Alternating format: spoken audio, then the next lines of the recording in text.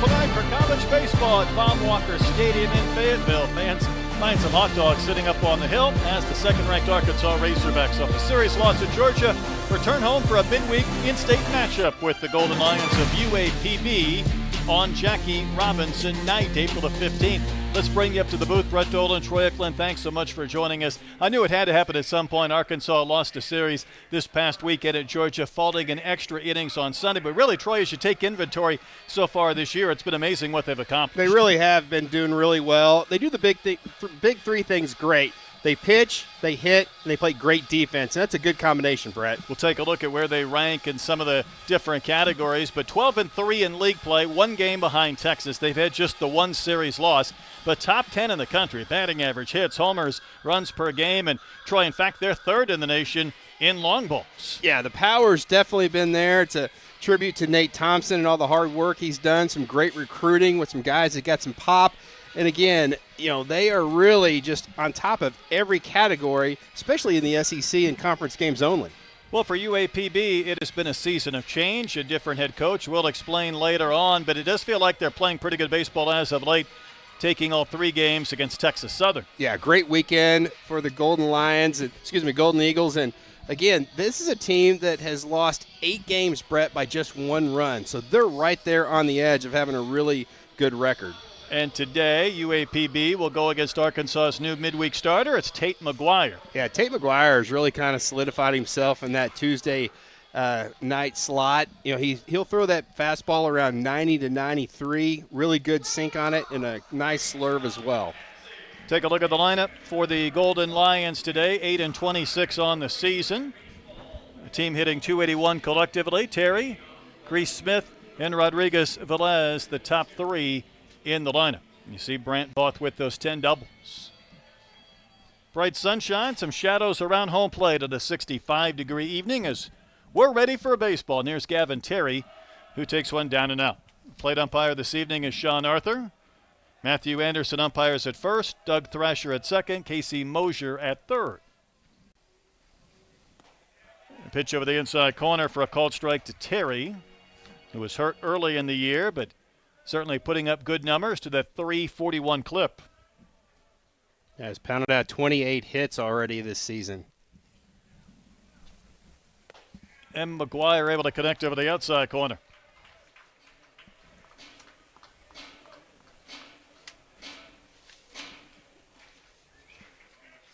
Different looking lineup as you would imagine midweek, coming off that extended series in Athens with the 12 innings on Sunday. Really kind of a chance for DVH to throw a few guys into the mix at some different positions. Take a look, see what that might encompass. That's off the hands and rolled foul outside of first. And Reese Robinette is at first, and Cam Koziel, been accustomed to seeing him at first, even though he played second in Vandy. He's back to maybe his natural position, so there's Reese. Koziel might have had to dust off that glove, the fielding glove, and the non-first baseman mitt. Strike 3 called over the outside corner. Terry down looking. Felt like McGuire at times was struggling to finish off hitters last week against Arkansas State once he got ahead, but able to key Terry to begin the game. And Arkansas also has a new right fielder for the first time this year. Kahio Aloy is in right. So buckle up. We got some guys in some different positions this evening. Well, the ball's going to find them both. Quickly. That's a given. This is Grease Smith, center fielder. He's hitting in a .322 clip.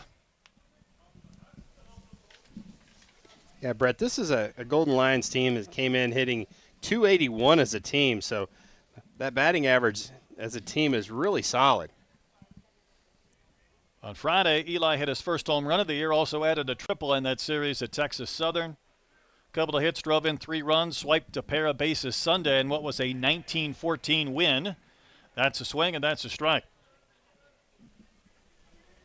You can definitely see the shadow at home plate, and anytime the ball goes from the sunlight where McGuire, the pitcher, standing into that shadow, it kind of disappears on that hitter. So it's going to be some pretty tough at-bats probably for an inning or two. I would think so. Bright sunshine offers dark shadows.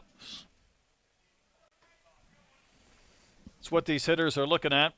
Might even be tough for the fielders to kind of pick up that baseball that's put in play coming out of the shadows. It's going to find the seats. These teams played a couple of years ago. Arkansas won the 11-1 in 7 innings in North Little Rock at Dickey Stevens. Played 6 times since 2019. 5 of the 6 have been run rules. And there's DVH. He had a big milestone this past weekend when he got to 1,500 wins, counting all of his stops, JUCO ranks, and whatnot.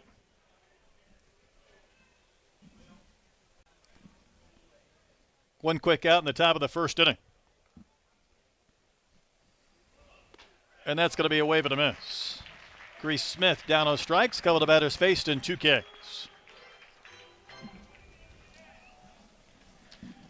But 1,500 wins in 37 seasons. That includes Division I, Division II, junior college, Texarkana, Central Missouri State. We like big round numbers, don't we? Yeah, absolutely. It was a nice stop for 1 year at Central Missouri State. He goes there for a year and wins the Division II National Championship. That's not too bad.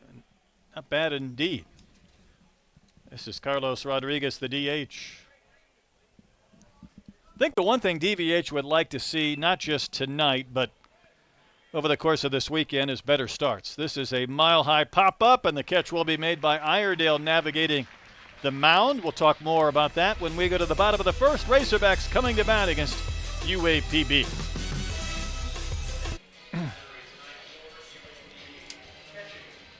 Making the start tonight for the Golden Lions, Chris Bedgood, Alabama native.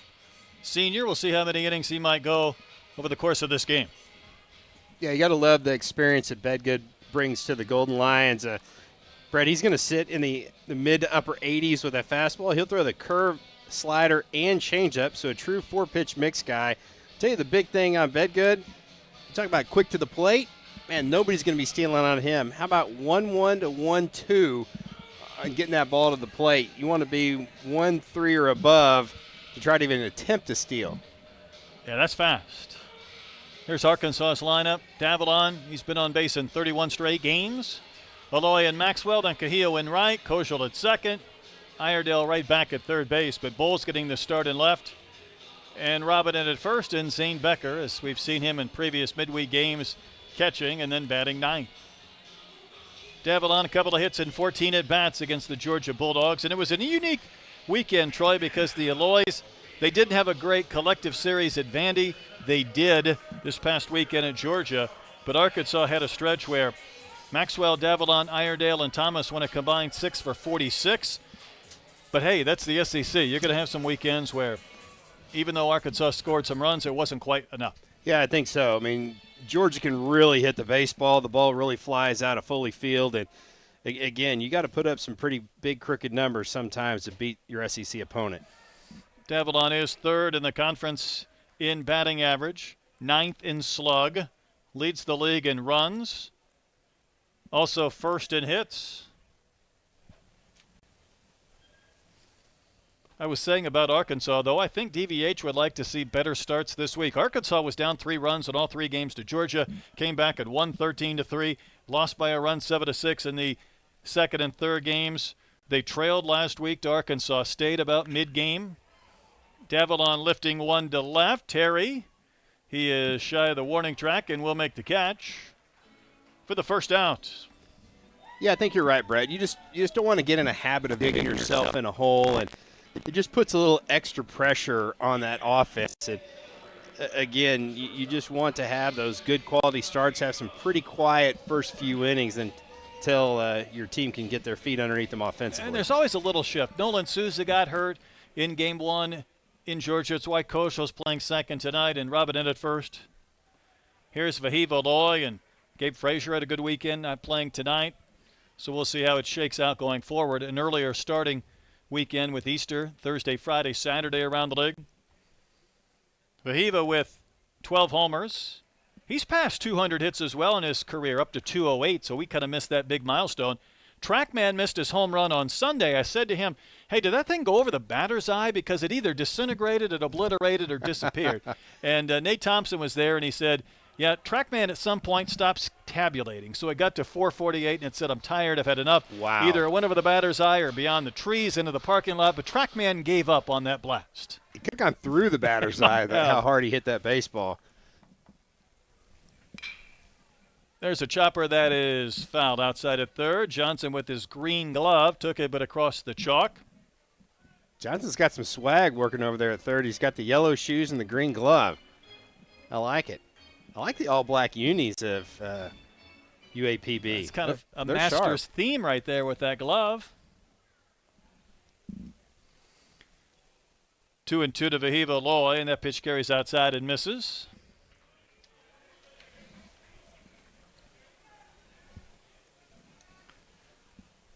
When Vahiva hit that homer with 2 outs in the ninth, I thought, well, Arkansas is winning. They got a run in the 11th. Nobody on base, 2 outs in the bottom of the frame. Georgia scored a run, won it in the 12th on a homer. Vahiva spanks one into right for a base hit, so he continues to add to his hit total. I mentioned coming into today, he was second in the conference, only behind his teammate. So he's 2 behind Davalon for the team lead and the SEC lead. Yeah, that's pretty crazy about how much improved he is, especially with just his plate discipline. And Brett, it just looked like he flicked that ball into right field. How about 106 off the bat when you're already extended and you just kind of snap your wrist and shoot it out to right. Like that. Here's Logan Maxwell. Couple of hits in 13 at-bats in Georgia and picked up another catcher's interference, which was fascinating because it came one pitch after they reviewed the previous swing for catcher's interference. You could go another 100 years and not see that. That's crazy ironic. He told me today he doesn't believe he ever had one at TCU. I said, well, brother, you're taking that ball out of the catcher's glove with these late swings. I don't think he's done. Do you on catcher's interferences this year? Definitely at that long swing. You know, he mentioned the catchers were creeping up just a little bit, but sometimes those hitters can just confidently see that ball deep in the zone, so to speak. They're out in front. They're able to see it, make a swing decision late. Sometimes that might get the catcher. There's that quick release to the plate, yet Vahiva's going to swipe it. I'm to the point where I don't want to see any more infielders diving into bases, but Vahiva gets stolen base number 6. Yeah, it always kind of scares you. You think about what happened to Souza and then Kendall Diggs a season ago going into second base and kind of sticking early on in a ball game. Might have to have the midweek feet first rule. Right. So Bedgood was quick to the plate. Vahiva gets the bag. 1-1 to Maxwell. Almost clipped him. So Maxwell had the inning this year where he was hit 2 times in the same inning. That's hard to do. He had 2 catcher's interferences in 1 week. He had a catcher's interference 1 pitch after they reviewed the swing prior for a catcher's interference. He's racking them up. Yeah. Also was going back to second base on a ground ball to third when there were runners at first and second. Yeah, that was a pretty interesting conversation with Maxwell and Bobby Wernes over at third base. He put his arm around him and said, son, there was a runner at first. You had to advance. Rules of the game say you must go back. run. Yes. Hitter's count for Maxwell. Down and in. Ball 4. So a single, a stolen base, and a walk after Davalon fly to left to begin the bottom of the first inning.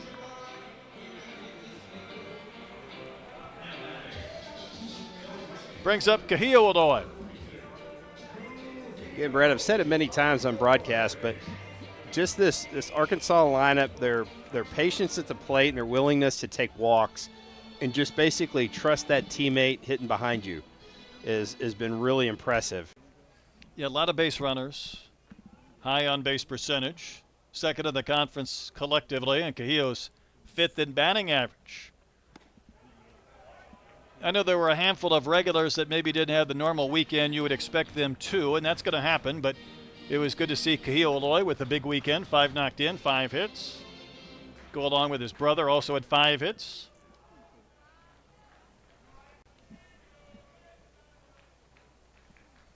Bedgood set quite a ways away from the body and then runs one of the outside corner for a called strike at 83. Yeah, just perfect location right there. Bedgood, if he can keep that ball away from Aloy, that's a pretty good place to live down around the knees.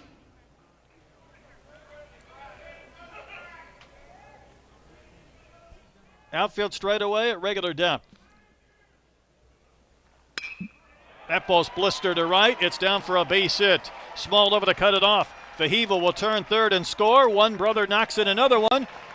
Arkansas on the board first. RBI number 51 for Kahia Eloy. That's best on this team.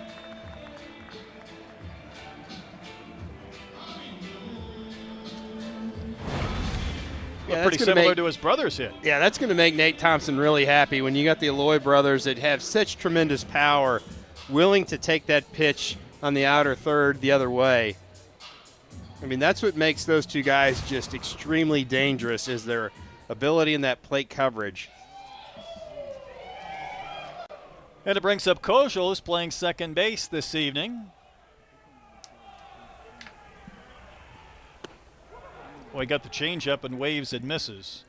Obviously, a non-conference midweek game, but in SEC-only games, Kojal is number one in the conference in batting average, hits, runs batted in, and second and on base and third in slugs. So he's actually hit better in league play than he has in the totality of the season as he fouls one away. How about the effort, though, by the left fielder, Terry? The wind kind of brought that back. Cahilla's going to tag. He's going to go from first to second. Terry went into the stands. And Rob Kojal. My goodness. What's Just really when you thought that ball wasn't going to be playable, Terry went over the railing to catch it. Yeah, what's really crazy, Brett, is he took off and then he kind of gave up on the baseball. Then he started running again. And just his athleticism allowed him to go make that play. Good heads-up play by the Arkansas base runners to tag up in advance. You never know if a guy's going to catch a ball or not. I mean, it does get an RBI out of that on the sac fly with Maxwell scoring, but unique to say the least. And this is Iredale. I guess when you hit a ball that's foul and it doesn't cost you an at-bat, you get an RBI and you advance a couple of runners, you'll take it, but that was a little bit odd.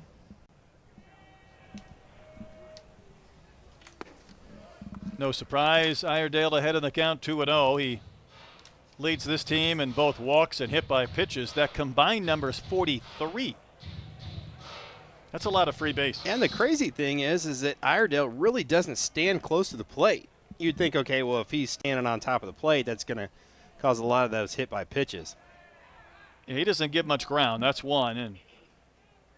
But he also understands what's a strike and what's not. And, you know, the television announcers in Georgia, they had obviously talked to DVH, and the comment they relayed was he understands the strike zone so well, sometimes maybe to his detriment. I mean, sometimes maybe he's taking too many pitches that he might be able to drive in runs on, but that's a hard habit to break. You don't want guys expanding the zone, and obviously such a premium placed on players who can get on base a lot.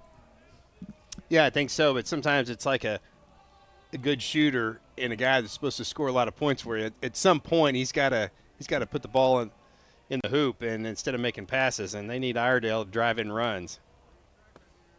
And a 4-pitch walk. So first inning continues. Couple of runs on a couple of singles and a sac fly for the Hogs, and it brings up Carson Bowles, the left fielder. Carson starting to get a little more playing time. Diggs got a little bit of Georgia.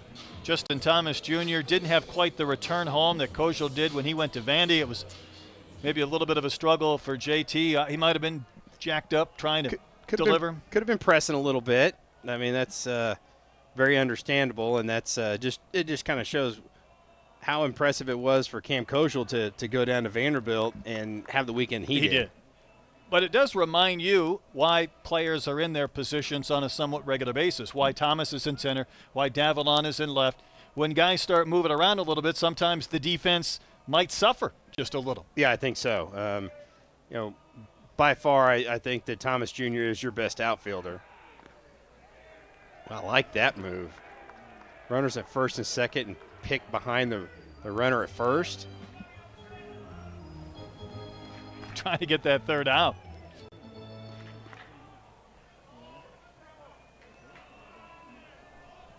Bedgood is losing a stirrup on that left foot. and fades one down and out to Carson Bowles. He's coming right out of his sock or his stirrup. He's got the old school stirrups going, yeah. That left one has already escaped the shoe.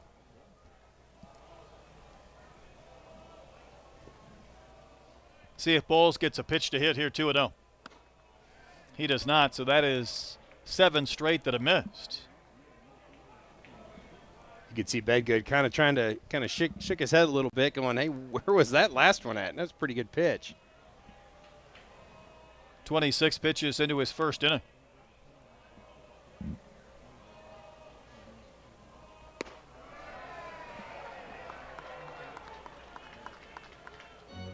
UAPB played a 2-game midweek series with Mizzou before the Tigers came here for the weekend, and you want to talk about a couple of games where you start to really wonder how many pitchers you have available, how many guys could throw. I know Coach Stout was really excited to just get into league play, right? Get out of that non-conference slate, and this is a good experience for his guys, but you want to compete and win those league games, but you still have to have enough pitching to get through tonight.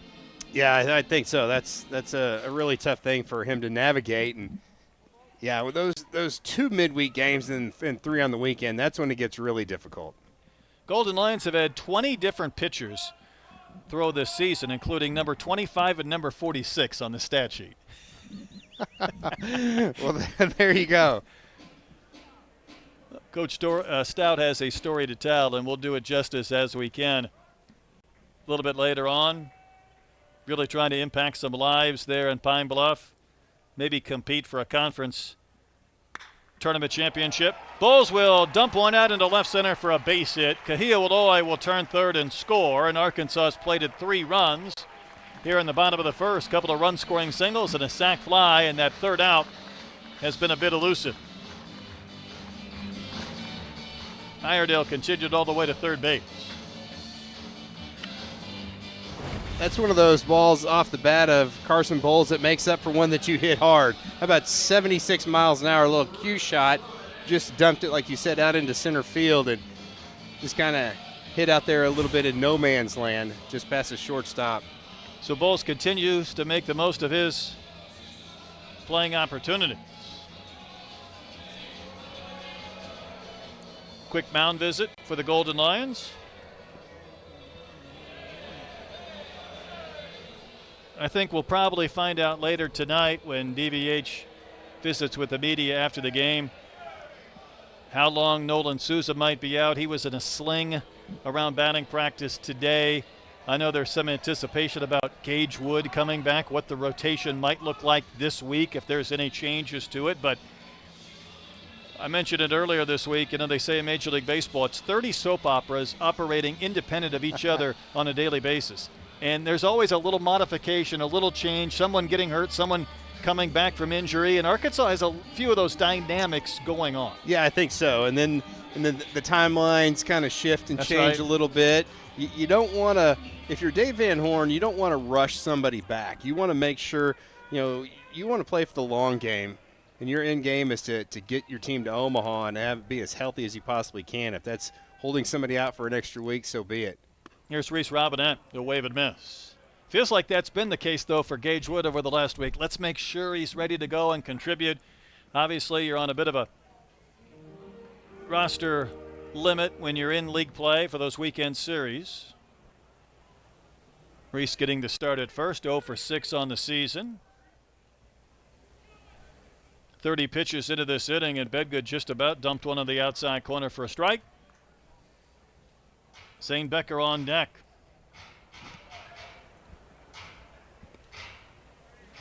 Yeah, I believe that Gage Wood traveled to Athens with the team just to throw a bullpen down there so all the coaches could get a good look and see how that went. Pitch timer's at 1 when Robinette gets an offering that he bounces to second. Fielded by McLemore. He will throw out Robinette to end the inning. Arkansas plates 3 and strands a couple of runners at the bottom of the first, off and rolling this evening.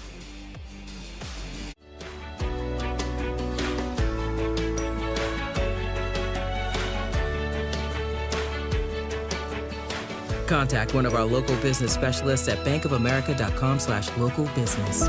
Bank of America. And the winner is T-Mobile Home Internet. J.D. Power's #1 in customer satisfaction for home wireless internet. We just want to thank T-Mobile. The wrap it up music already? Really? T-Mobile Home Internet has price lock. They won't raise your rate on internet. I didn't even get to thank my Gram. Or tell people that with T-Mobile, there's even a plan with Paramount Plus and Hulu included. The winner is T-Mobile Home Internet with plans starting at $35 a month with price lock. Thank you.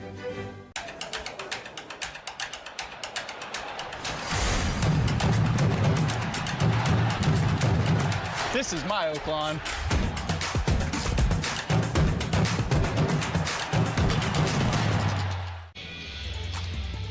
Tell you what, Logan Stout might be the most interesting guy in college baseball. Keynote speaker and author. He has been a multi-billion-dollar businessman. He has a story to tell just about his journey, certainly businesses as well.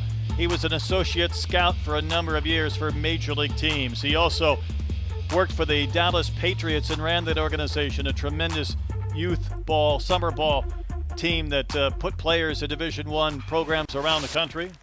This ball skied in the air to right field by Brant Voth to the fence, and it is going to go. How about a first pitch homer in the second inning? Just 13 home runs all season for the Golden Lions, but Voth gets #2, and it puts UAPB on the board. Yeah, really good swing by Voth. He jumped on that first pitch by Tate McGuire. Exit velocity 94 miles an hour, just got enough of it. How about 356 feet? I think he needed every foot of it. It just cleared the fence, but it looks like a blast in the book. So you got a home run differential of 68 between a team that's third in the country in home runs and a team that had just 12, but it's UAPB that homers first. This is Ben Van Manen, first baseman. But Troy, just a fascinating guy. And for example, for that organization, his travel ball team, Hunter Holland, Cole Ramage, Colby Suggs were some of the players that he had there that came here. And he's supplying players from around the SEC and Big 12 too, at other major college programs. But it was Torrey Hunter, who has his name on the indoor facility just a few yards behind us, that was the guy who called up Coach Stout and said, "Are you coming? We got an opening. Are you coming to Pine Bluff?" And listen, I think we've talked about this in years past. It is a massive differential in just the available scholarships, 4 or 5 that they have, or some of the resources that are available to put into this program. But this is a man who likes a challenge. Yeah, he is definitely motivated. We talk about a guy that is just wired to work. That sounds like Logan Stout. I mean, he was super impressive to talk to.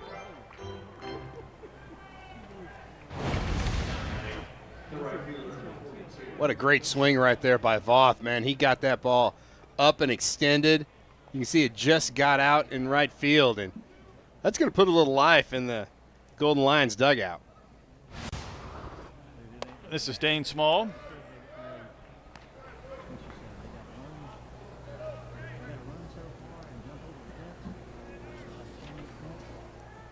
Small, 30 hits in 100 at bats. It's going to be back in out of play. So Voth the home run, Van Manen the K. See the numbers on Small. Had a 3-run double against Missouri that put them up 4-0 in that second of 2 games they played in Columbia and Como a couple of weeks ago. Shows you a little bit of the fight, though, this team has under Coach Stout. They lost that first game, Troy, 25-10. Had a 10-run inning against them, Mizzou, and we know they're a little bit offensively challenged. They had a 10-run fourth and a 9-run fifth. And UAPB pitchers walked 12 and hit 7. The next day, the Golden Lions had a 4-0 lead. Mizzou had to come all the way back to walk it off in the bottom of the 9th by a run. Yeah, that was one of those 8. Two-hopper to Vahiva. Aloy makes the play, and there's 2 outs. Back to finish my thought. That was one of the 8 games the Golden Lions had lost by 1 run. So you figure if you just win half of those, that really helps your record. You know, he took over this program, did Coach Stout, and then you got to deal with building a roster, you might lose a few guys. And I think going forward with his travel ball connections in the Dallas area, he's going to have guys that want to play for him. And listen, he can't sell you NIL or maybe the big scholarships, but it's mentorship, something that's big for him, opportunities to play. Yeah, instant playing That's time. right. That's right. And I think that bodes well for a lot of people. They want to know that they can get on the field and have a chance to play. And he wants to impact lives. I mean, there is a big aspect of that is a little bit unique. This is Rira, the shortstop, and he is going to take strike 3, and that's 3 in a row retired by Tate McGuire after the home run by Voth. Hogs up by a pair as they come to bat in the bottom of the second. All I wanted to do was help kids and families. Bank of America was just so important with getting things started. I feel we are growing together with Bank of America. Had the opportunity to meet with Bank of America.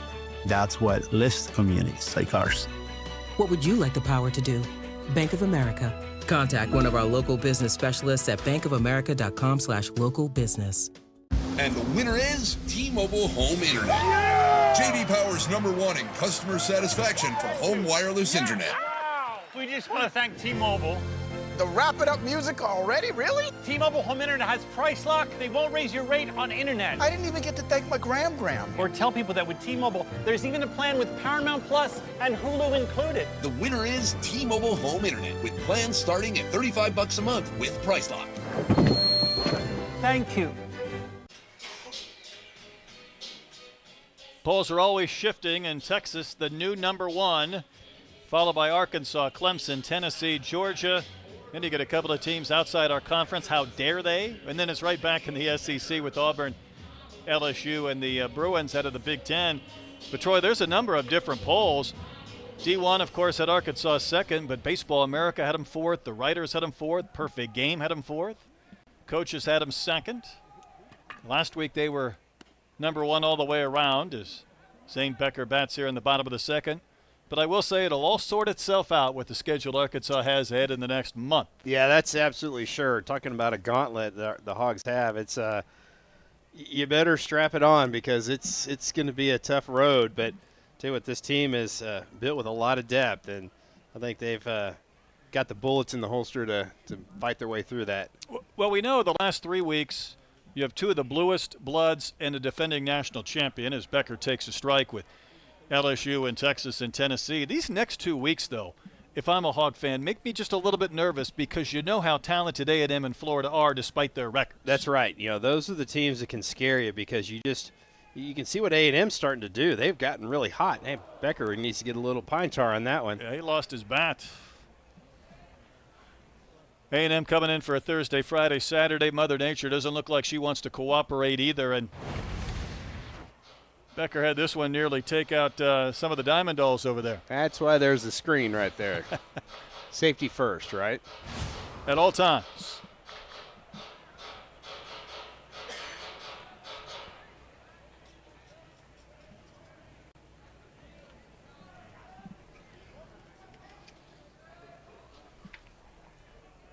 Bedgood faced 8 hitters in the Razorback first inning. This is high to Becker, and the count has gone full.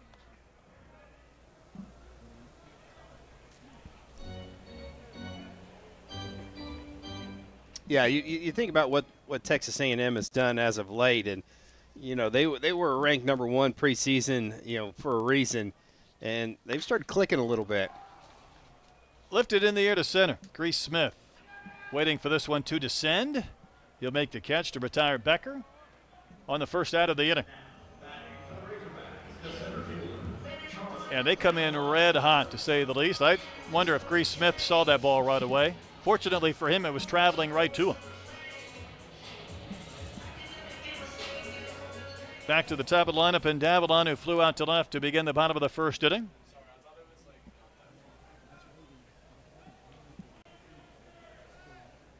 By the way, Troy, look at our new center field camera location. We got a brand new location inside the batter's eye. How about that view of the balls and strikes? There it is. Oh, that's perfect. And you just get so much better of an angle. You can really tell if that ball is kind of inside or not. Sometimes with the old setup, you're kind of crossways shooting at home plate, and pitches that look like they're strikes really were inside, and I really like that setup. Every once in a while, somebody will mention that to me. Well, now I don't know what you're going to have to reference because it's all fixed. We cut a giant hole in the batter's eye, got a new center field camera location. All is good. Do they have a roof on that thing? That's what I want to know. And there's there a little heater in there? Well, I don't know about that. I mean, on days that it's raining or really windy, maybe that's not a bad location. 3-0 pitch in there for a strike. There were some days on that old platform when the wind's blowing where you're holding on like it's a Harley and you're bouncing down the road to Eureka Springs or something. Yeah, that platform looks like, I think some of the clubhouses or tree houses are built better than that thing. We might have to sell that for some premium ticket space now. Ball's fouled out of play by Davalon. I mean, I don't know, maybe we can do that for the RSN budget. We'll sell about 10 tickets on that platform, put a little grill out there. Are you working with me now? You got to get a waiver so if it collapses, then you're not going to get sued on it. We don't need that.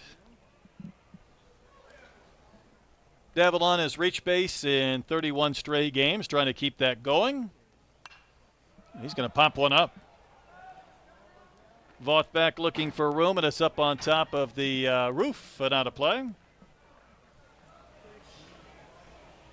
A little unusual. I think Davalon definitely swung at ball 4 right there, but I think he's asking Sean Arthur that same thing. How high was that? Was that even remotely close to a strike? He said no.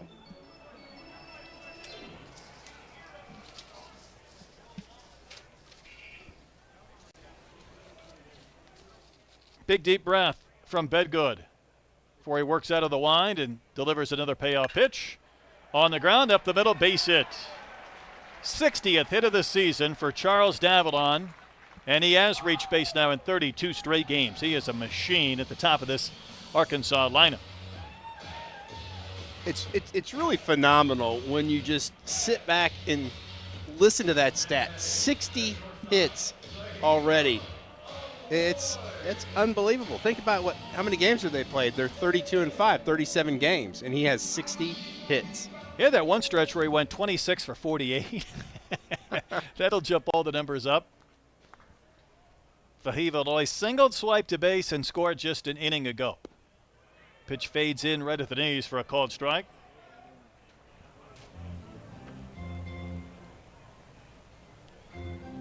Fahiva 9th in the SEC in batting average, 7th in slug. You know, Troy, you think about how he has been a more patient hitter this year. It wasn't like he was just not walking a season ago. I had to look it up because he walked 25 times last year. He struck out 55. His next walk, whether it comes tonight, will be his 20th. But overall, just the command of the strike zone, I think, has been much improved for Fahiva. Yeah, I think really his kryptonite last season was the breaking ball down and away. And I think he's done a much better job of just laying off that pitch. He lifts the ball in the air, right center field, well struck, carrying back to the wall, and he's leaving. Goodbye. Another opposite field home run for the Razorbacks. Number 13 for Aloy. And Arkansas has a 5-0 lead. And the ability to lift, elevate, punctuate, and celebrate. Another home run for Fahiva.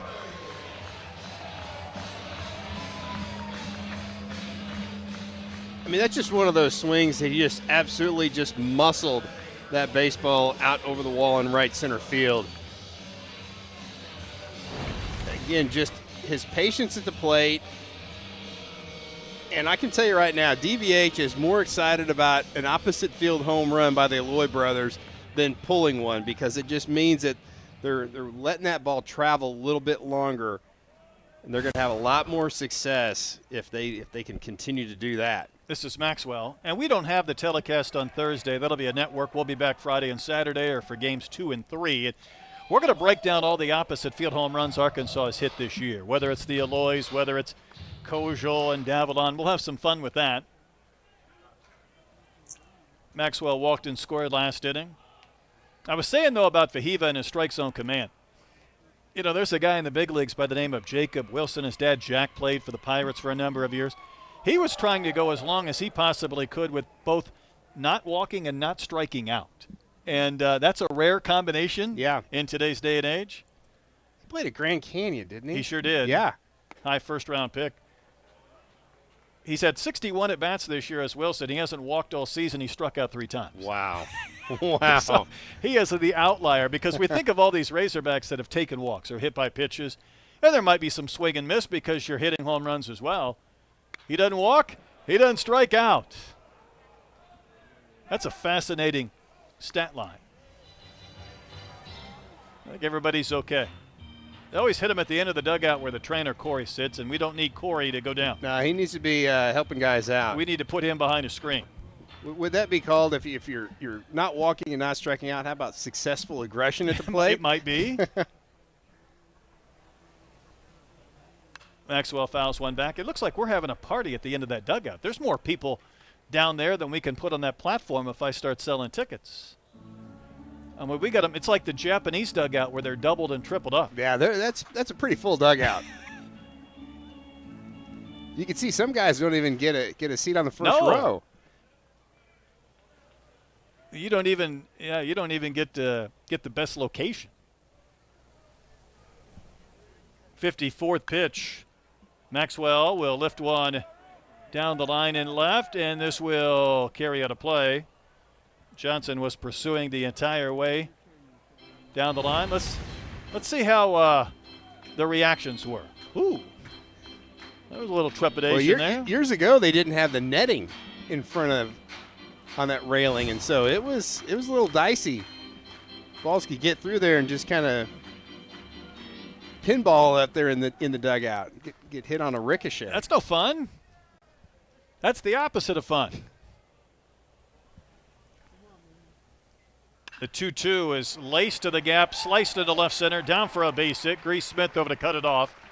And Maxwell with the prolonged at bat and the base hit. Did you see the game between Rice and South Florida this past weekend where they had to delay it because there was a beehive in the dugout and the beekeeper came and just reached up and grabbed it with his bare hands and disposed of the beehive in the dugout. In the okay, dugout. I'm sorry, but then that's some people not being your diligent. Lack of awareness. Yeah. When you go in the dugout, what is that thing hanging from the ceiling? What's all that buzzing going on here in our dugout? Pitching change, break.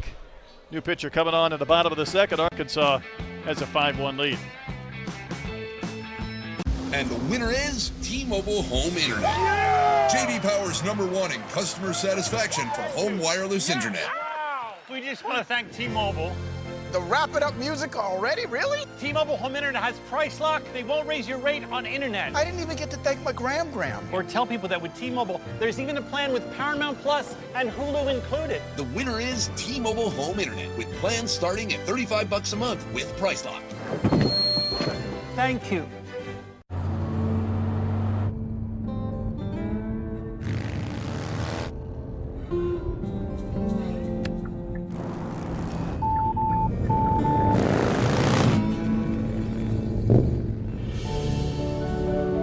A blind spot that's never out of sight. How it should be. The Hyundai Tucson. Lease the Hyundai Tucson for $289 per month or get $1,750 bonus cash. Visit your local Hyundai dealer today.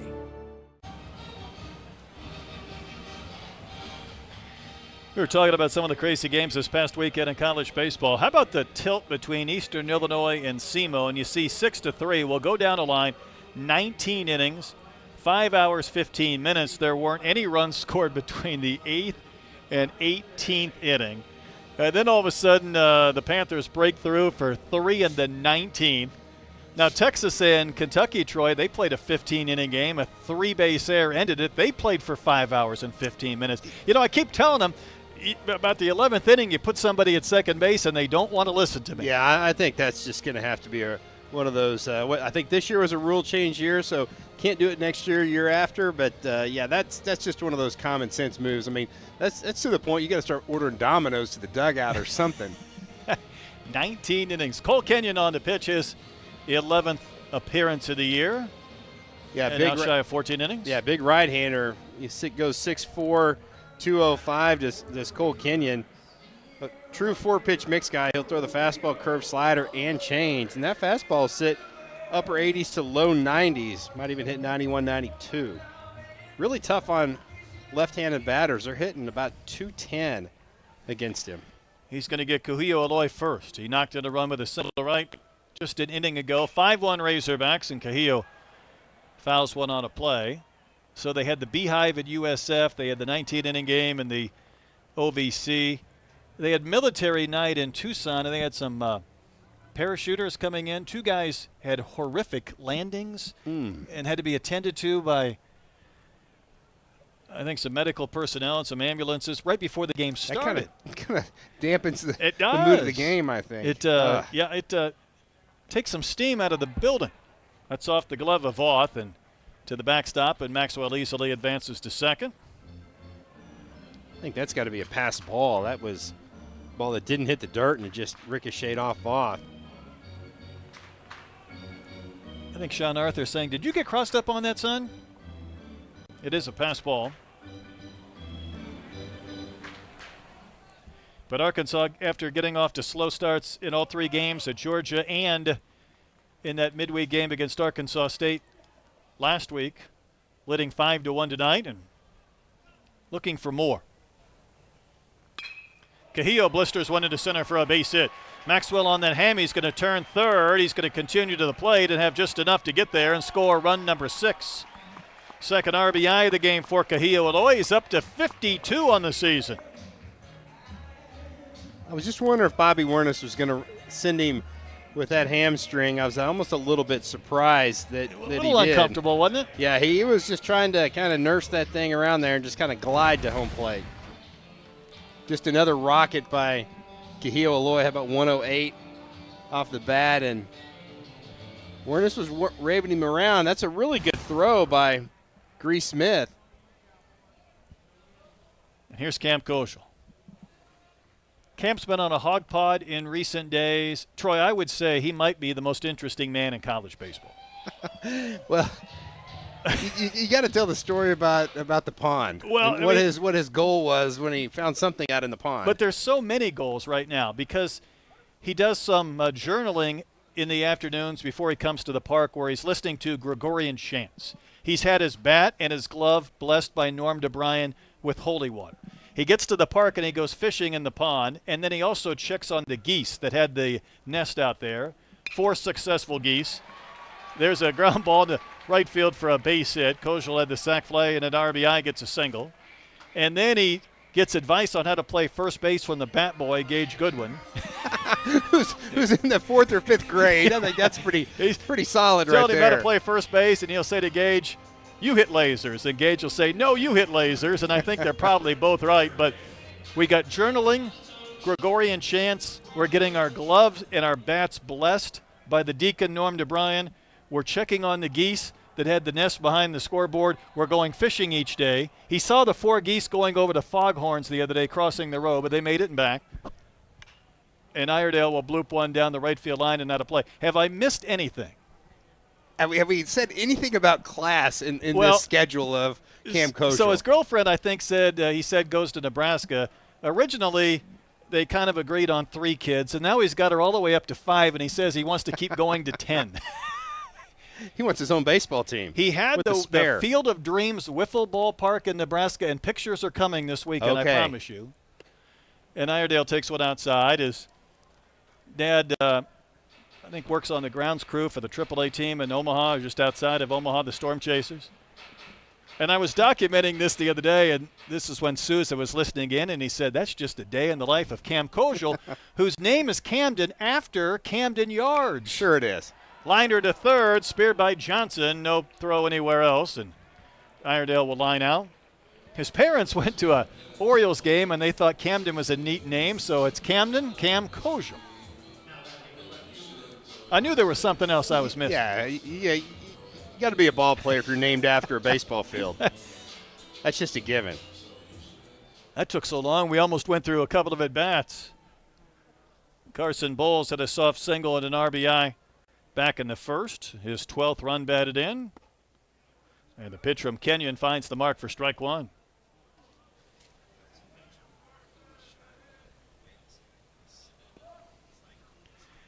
He was doing a video piece fishing out in that pond, and there was just baseballs everywhere around the shore.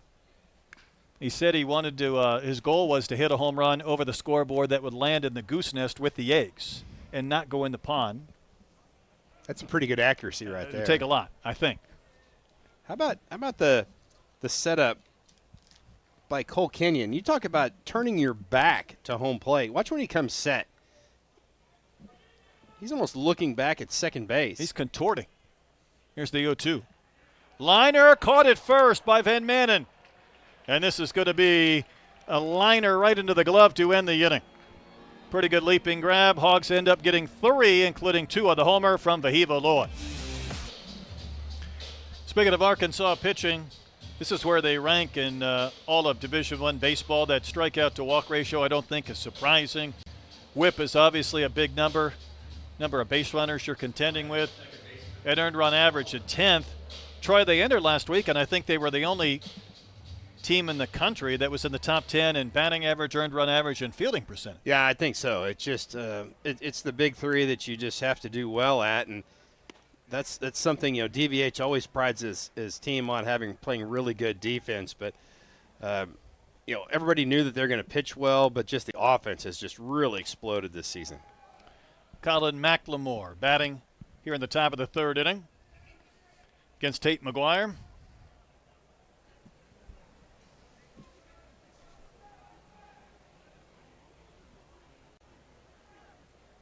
White House, Texas native. That's a smash that gets by Kozel and propels it to right field for a base hit. So McLemore with the hit, I would assume. He's on base to begin this 3rd inning. Young man from White House, Texas. You know who else is from White House, Texas? I do not. I was trying to figure out where White House was, but it's just one of those balls that just really caught. Kozel was trying to figure out, do I go back on it? Do I charge it? I think that's one of those balls you have to try to go forward and try to get it on the short hop. This is Jalen Johnson, the 3rd baseman. Patrick Mahomes was raised in White House, Texas. Figured you, as a front-running Chiefs fan, might know that. Kind of in the Tyler area. Okay. A little East Texas. Johnson's 0 for 10 on the season. A chance for him to maybe update that batting average with a base hit.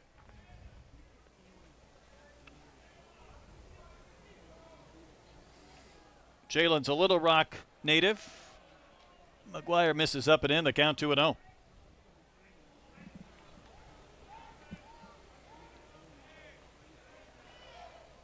He's definitely got the style going. He had the green gloves. He's got the bright yellow batting gloves. He'll wave and miss. Mentioned that this UAPB team, they went to Texas Southern. They got a sweep on Sunday with a 19-14 win. Saturday they led 8-0, but TSU came all the way back, and Pine Bluff had to score 3 runs in the 10th to win. And an opportunity for them to get into that conference tournament. Who knows? Maybe win it. We saw Grambling earlier this year a couple of times, and obviously that's a pretty good team within the SWAC. As Johnson waves and misses and goes down on strikes. Troy, there's been one winning season in UAPB history. They have never been to an NCAA regional, something Coach Stout was telling us today, something that's there to aspire for and dream about. Yeah, I think that'd be something pretty good. Yeah, you talked about the Grambling team. I think they were definitely a solid ball club. They did a lot of things really well, and you just have to love Coach Stout and just what the energy he brings, and he's going to continue to build that program.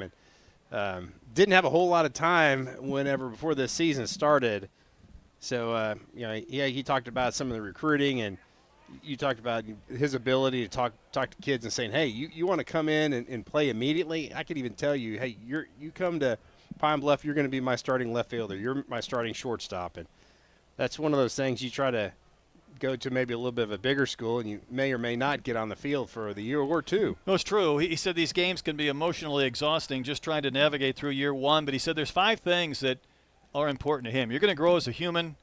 If you want to be mentored, want to be developed, you have to hate losing with a passion. That was part of it. You have to be part of a team. Individuals play the game. Teams, though, win championships. As Gavin Terry checks. Or did he? 2-1 the count. I think they called that a strike. I think they did. He said your attitude, your focus, your effort will be non-negotiable.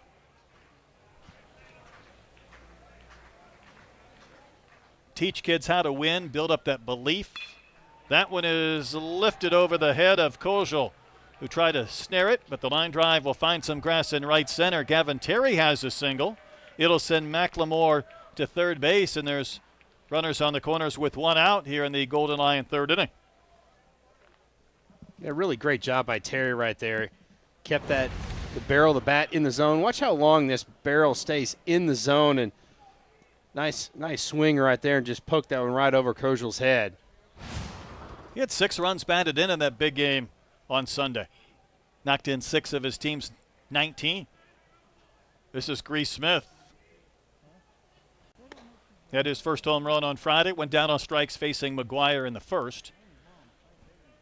McGuire has K'd 5, but he's given up 3 hits and a run and a homer.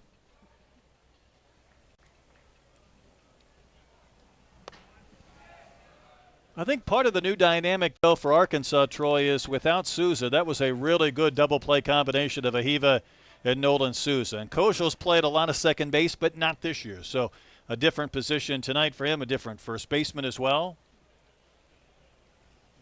Yeah, a lot about turning double plays is just sheer timing and just both players being comfortable with each other, just knowing where they're going to be. There's a look at Nolan Souza. He's kind of hiding behind Ben Bybee there. At his left arm in the sling, and we saw the awkward tumble into third base last Friday. Becker's going to throw through, and it's not in time. Terry gets his 12th stolen base, and how about McLemore coming down the line and scoring? So the Golden Lions playing some small ball to get the second run of the night. Becker went ahead and threw down to second base, and Terry was safe, but then McLemore with a good read, and he's able to score. Really nice job, and that's the thing that speed does for you. Terry had a great jump, but loved the aggressive play by the Golden Lions. I mean, I think that's something that they're going to continue to build on as the season develops. Pitch in for a strike to Grease Smith, and the count has gone full. Is that a case where you don't want Becker throwing through? Does he need to have an understanding of what that runner might do? You know, sometimes out of the corner of your eye, you can almost see how far down the, between first and second base where that base runner is. And to me, it felt like that Terry had a great jump, and he was almost, 2/3 of the way there before Becker even caught the baseball. Well, that's a good point. It really looked like it was going to be tough to throw him out. Well, he's got a monster lead at second base out there, does Terry. Payoff pitch, poked out to right. That's a base hit. Terry will race to third base. Kahia Willoy comes up, spikes the throw on a couple of bounces. Robinette cuts it. Terry holds it third, and that's 3 hits this inning. So UAPB putting a little pressure on Tate McGuire. And Troy, the one thing I think he struggled at the other night was that sometimes that third strike or finishing off hitters. I know it's something that Gabe Gackle fought a little bit this past weekend, but McGuire fighting it here too. Yeah, that was a pitch that was maybe left up in the zone, especially with 2 strikes, just a little bit. And, that's going to come with experience. Sometimes, you get 2 strikes, you try to bury that breaking ball down and away. And, D1 hitters they're going to hurt you if you leave that ball up in the zone. So it's a 6-2 game. Remember, still only 1 out this inning. Rodriguez batting, and then Vaught, the cleanup hitter, homered just an inning ago. I think Arkansas has Colin Fisher warming up with a sense of urgency down there. We talk a lot about pitcher allocation in these midweek games. And keep in mind, again, that the series with Texas A&M will start on Thursday, and there could be a possibility of maybe a couple of games on Friday. Yeah, I wouldn't be surprised. And you really surprised. force everything up as far as pitchers working on a day or maybe a couple of days less rest. Yeah, I think so. So I think that Arkansas is going to be a little economical in who they decide to throw tonight. They would like to see McGuire go a little bit deeper in this ball game. This is Carlos Rodriguez. He popped to third in his only at bat. I've not seen Matt Hobbs all day. He might be out on the road recruiting. Might have turned the reins over to Zach Barr and company.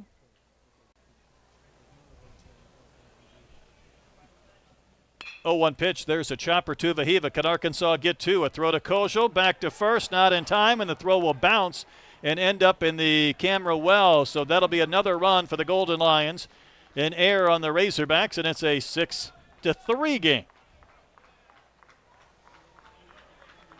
That's going to be a throwing error on Kojal, and you're right. That's sometimes when you haven't been working that pivot, if you're Cam Kojal, it's a little bit different. Well, Grease Smith was in his kitchen, to say the least. And it was one of those throws where he had to make a decision whether he was going to hold it or throw. So another man in scoring position. Voth hits one right over the bag at second. Vahiva will make the play and throw out Voth to end the third inning, but a good frame for the Golden Lions. They tack on a couple of runs, and it's a 6-3 game.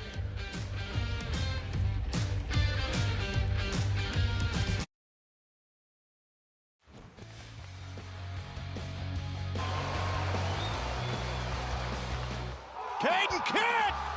Did the Aggies just do it? They come all the way back! 2 ninth-inning grand slams, unbelievable!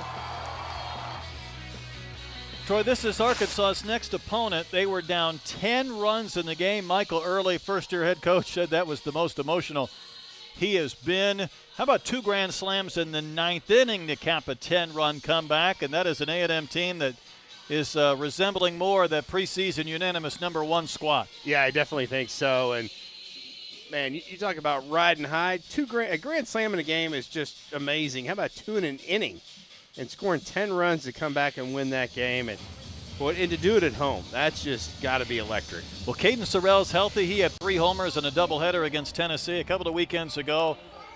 Aggie team's going to be a threat this weekend. Meanwhile, UAPB has gone to their bullpen, bringing on their third pitcher of the game. It's Jaden Brown. Yeah, Jaden Brown, left-hander. He goes 6 foot 172. He is going to be a soft-throwing lefty, so he's going to sit around 80 miles an hour with the fastball and throw the breaking ball and the changeup in the upper 60s. Well, he got Reese Robinette to come out of his shoes, swinging and missing at that pitch. Reese bounced to second. And it's only a bat so far tonight. 8-9-1 due up for Arkansas. I had the Aggies in the big college classic event at the Astros Stadium, Dyken Park, in that first weekend in March. So we visited with the coaches leading into that event, and we caught Michael Early with the news that Gavin Grahovic was done for the year. And they had lost the midweek game, and Caden Sorrell had the hamstring, I believe. And, we kind of caught him at a raw, emotional time then. And what stood out to me was just the fortitude to get back on the field and play again. He takes a lot from Notre Dame's football coach, I think, as far as motivation, as far as being a younger guy with a lot of energy.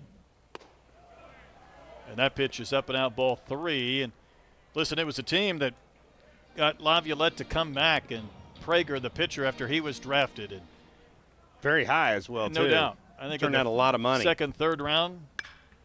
Robinette will hammer one in the air, left center field. Grease Smith on the move, won't get there. That ball's going to take a bounce and kick up off the fence, and Robinette has his first hit of the year, and it's a ringing double to begin the bottom of the third inning. Yeah, Brett, that ball was torched by Reese Robinette. He finally got a pitch he liked and just smoked that one. It was a great angle by Grease Smith. He almost cut that baseball off, but it was just hit so hard. How about 104 off the bat of Robinette? Definitely had some jump on it. But going back to Coach Early, yeah, that just says a lot about the coaching staff and just him personally when your team is just having such a skid and then they just were able to flip it and have so much success right now. I mean, you just – because the teams always kind of build off of that coaching staff and what their emotions are like. And you know that Coach Early really just kept the team, grounded and think, hey, good things are coming. You just have to be patient. Pitch to Becker, flutters up and out, because it's hard to go from #1 a couple of weeks into the season, and a few weeks later the thought is this team's not going to be in a regional. Right. I mean, that is a fall. Make the SEC tournament. I mean, it's. And now they're on that climb back up. And I'm sure there's some Razorback fans saying just in time to come to town, but it's part of this conference. That's right. And it's what makes it so difficult. Becker flew out to center in his only at bat. And that one's up and out, 3-1. I think if you're a Razorback, you want your opponents to be good. It's that healthy competition. That's why Arkansas's RPI is number 1. It plummeted all the way to number 1. Becker sucks one to left. This one's got a chance. Climbing to the fence and into the bullpen. Zane Becker just hit his first home run as a Razorback. And Arkansas adds to its lead against UAPB. 8-3 Hogs. So Reese Robinette gets his first hit. Zane Becker gets his first home run. And the Hogs off to a good beginning in the bottom of the third. It was a great job by Becker. That was a pitch that's about on the outer third, and he just got that barrel to the baseball and just hooked that one into the hog pen.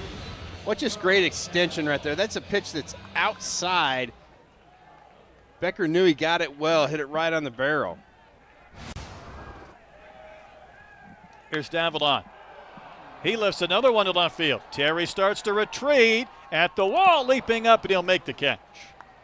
Davilon almost had another opposite field home run.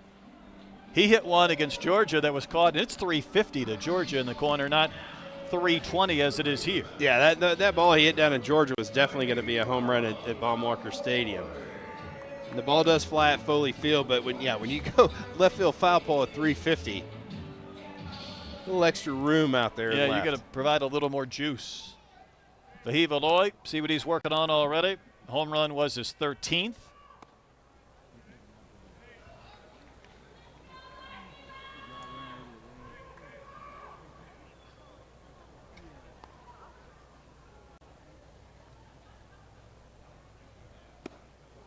You know, you look at a lot of stats on this Arkansas team this year, and I took a peek at what they have done at home because we know, Troy, they're 23-1 here at Baum-Walker.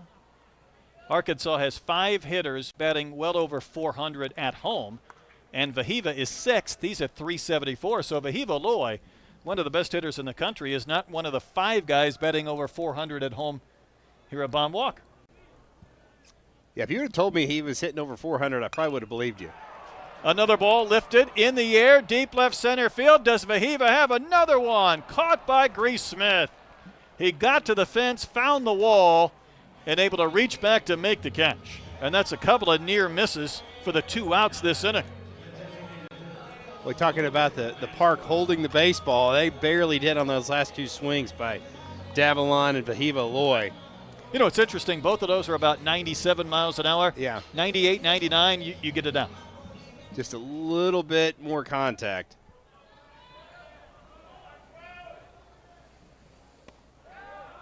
This is Logan Maxwell. When Mookie Betts was sick in Japan to start the season, wasn't able to play in those 2 games between the Dodgers and the Cubs, they sent him home.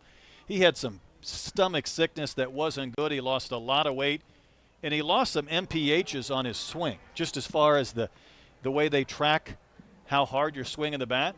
And I think they said that for every 1 mile an hour, it's about 7 feet of carry. Okay.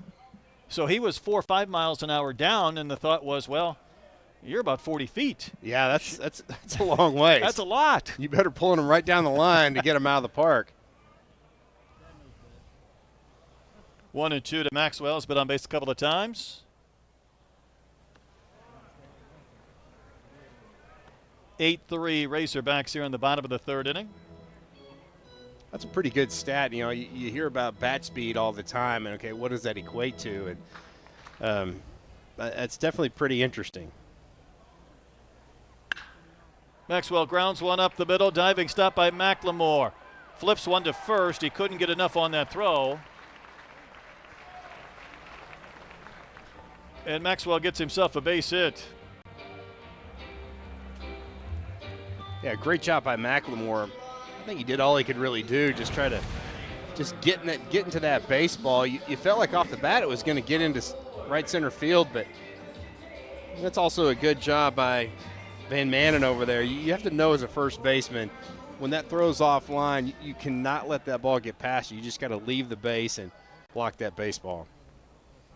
Cahillo Eloy, 2 hits, couple of RBIs, and he hits what a mile and foul. And maybe we need to measure the bat speed of Cahillo, talking about Mookie Betts. I think the average in the majors is around 72 miles an hour in order to generate those exit velos of 100 and who knows. Jack Caglione the other day when I was at the Naturals game hit 120 on a single up the middle. 121. 121. The hardest hit ball ever tracked in the MLB ranks is 122. That's just absolutely insane. The shortstop lunged to his right, and he looked like he didn't see it. Well, he saw it. He just couldn't get there in time. On a single. Oh, when you're 6'5", 250, I think you can generate some bat speed. Caglione is a tight end playing baseball. Well, he is. And obviously was in this league a year ago with the Charlie Condons and the Jace Laviolettes, who we'll see this weekend, and some of the big-time sluggers. And quickly in Double-A. And I was up in the press box when they got the TrackMan reading like we have, and there were some eyebrows raised to the ceiling. Cahillo spanks one in the air, left field. Does this one have enough? Up, out, and gone! 11th home run of the season for Cahillo Eloy. He says, woo pig to the hog pen. And Arkansas has reached 10 runs in the game.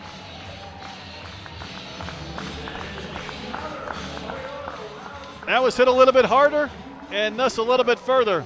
About 102, there's a difference between 97 exit velocity and just about 5 miles an hour does a big difference. Nice swing by Cahillo Eloy. That one hit 375 feet into left center field. Tell you what, Eloy gets great extension. And you know he's got that bat speed. Watch that bat come all the way around and hit himself in the back on that follow through. Both Eloy brothers homering today.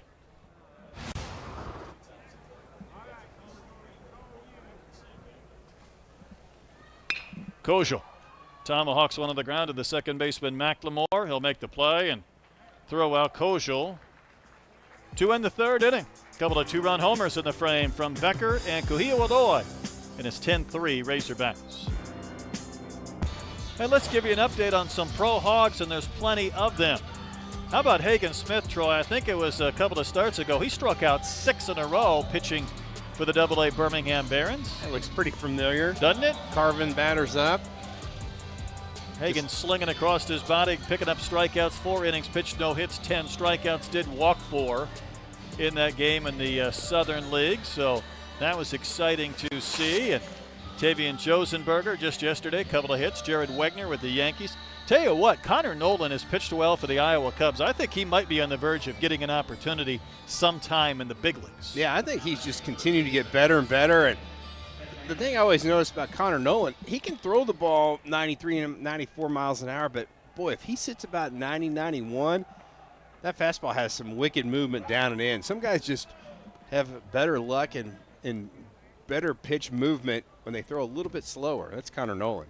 Colin Fisher on the pitch here against Ben Manen here in the 4th inning. So 3 innings for Tate McGuire. And now Fisher on the throw. Soft ground ball to second. Gobbled up by Kojal. That's a soft flip to first to retire Van Manen. Speaking of other pro hogs, Kevin Kopson, 6 games, has an ERA of 2.61 for AAA El Paso. Padres, all they did was throw 3 straight shutouts this week. I think they've won something like 13 straight home games, but it sure would be nice to see Kevin get his chance at some point as well. Yeah, much deserved. A smash off the bat of Small. It's past Iredale into left. So this Golden Lion team, they've been swinging the bats pretty well tonight. Well, they really have. I mean, really solid contact. I think their plate discipline has been really good. You haven't seen them really offer pitches off the plate. Love the aggressiveness right there by Dane Small. That was a pellet in just past Iredale at 99 on the exit velocity. This is Riera, the shortstop. struck out looking back in the second inning.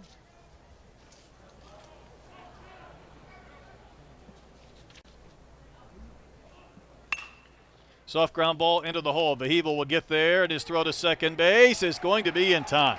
And barely. See if UAPB wants a review or not. Vahiva just had to go so far to his right and scoop and flip in one motion in hopes of getting it out at second base. Coach Stout was trying to look at his base runner Small and kind of looked at him going, do you want me to challenge that? And he didn't really get much of a response, and so he's like, I guess not.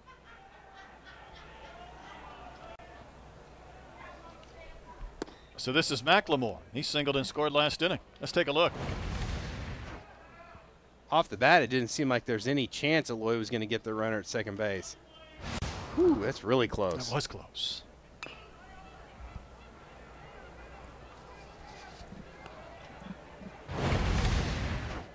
We're going to really slow it down here, and I think they should have reviewed it, don't you? I do. It's just a good job by Kojal to stay on the base and catch that baseball and not let it go into right field. Good pitch for a strike over the inside corner. Yeah, he's being tested back at second. Cajillo needs a play or two out and right just to indoctrinate him into the game.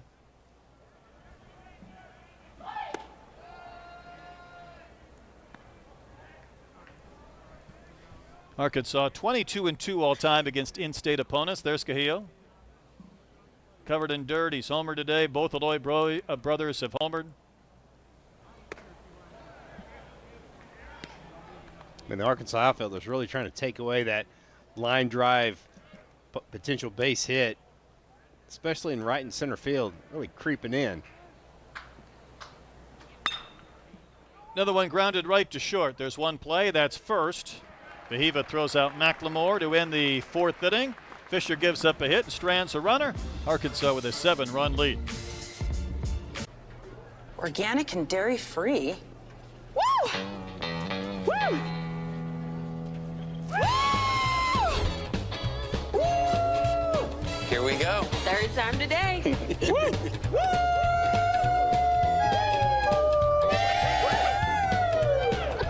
At Sprouts, our shelves are filled with new, exciting, and delicious discoveries. This is that Sprouts feeling. I'm at the Home Internet Awards with the T-Mobile Home Internet guys. What's it like working with your best friend? You make me feel safe, like T-Mobile's advanced cybersecurity. And you're there for me 24/7, like T-Mobile's personal tech support. You're my rock. You guys have made a lot of home internet commercials. What's changed? My feelings for him won't change. Like T-Mobile's price lock. They won't raise your rate on internet. Our relationship feels like a rose born without thorns. Ooh. Get T-Mobile 5G home internet. Choose from plans packed with benefits. Protected, supported, price lock. You better stop it. I would say that was my first love. I started riding when I was like 2.5 years old, and then raced when I was like 4 to 8, I would say. And I still watch it every weekend. But if you would have asked me when I was 6 years old what I wanted to do, I would have said I wanted to race dirt bikes professionally. So. You have any major accidents or any crazy stuff? Yeah, I almost, when I was like 6, I fell and landed on my collarbone and broke it. And it was like on the growth plate side, and there was a whole thing. I mean, get to the hospital, they're like, hey, like, good thing you came in. If not, he would have lost his arm. So. Yeah, that's me exclaiming at the end. That's little Ryder Helfrich on the dirt bike. Troy, catching's not much fun. I can't imagine dirt bike racing for me would be a lot of fun, but both require a little bit of an attitude maybe to get through. Yeah. But what a weekend for a rider with the bat with 3 home runs this past man, the 3 games. The power's really coming. You could just kind of tell that offense was building with Ryder Helfrich just by comfort level in the box. And I would have to say, yeah, that's a kid that has no fear. No fear. Right. He came out of the womb with no fear. All gas, no brakes. That's right. Meanwhile, Brent Iredale ready to bat in the bottom of the 4th. It's against another new pitcher, though, for UAPB. Emerson Lott. Yeah, Lott's going to sit in that mid to upper 80s with the fastball. Mix in a slider and a change as well, kind of that 3/4 release arm slot. Iredale lined to third in his last at bat. He's also walked, of course, in the game.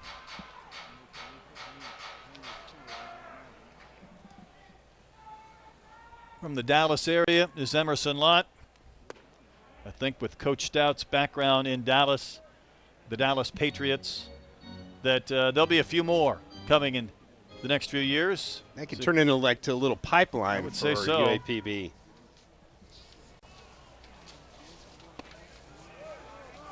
Really good location on that one. At the knees and the inside corner. I mentioned that a couple of the players that came through that were Razorbacks, Hunter Holland, Cole Ramage, Colby Suggs were a few of those. But Josh Bell, Trevor Story, A.J. Minter, some of the big leaguers that played in his youth organization in the Dallas area. Here's the 3-1. Another ground ball to third. Right to Johnson. Well, he threw a grenade over to first. Kind of lobbed it over there, but retires Iredale.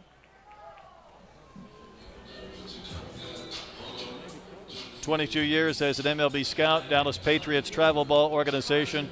Troy, though, a couple of books. I think one's called Grit Factor, 15 Attributes to Do Life Better.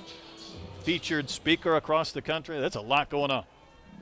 Yeah, he's definitely been a busy guy.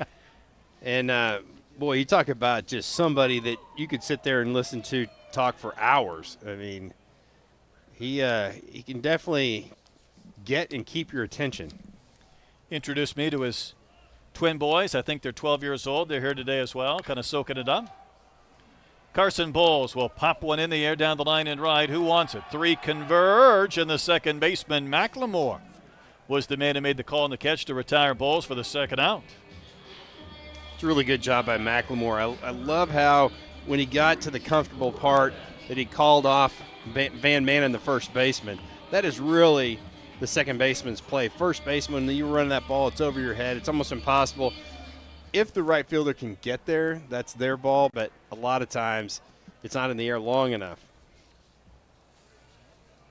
Arkansas scored multiple runs in every inning, but they're in danger of going in order here in the fourth as Robinette fouls one back. 3 in the first, 3 in the second, 4 in the third inning. Well, Robinette got his first hit this game. You feel like that he's about due to lose one. Take one out of the yard. Lott runs that pitch up and out.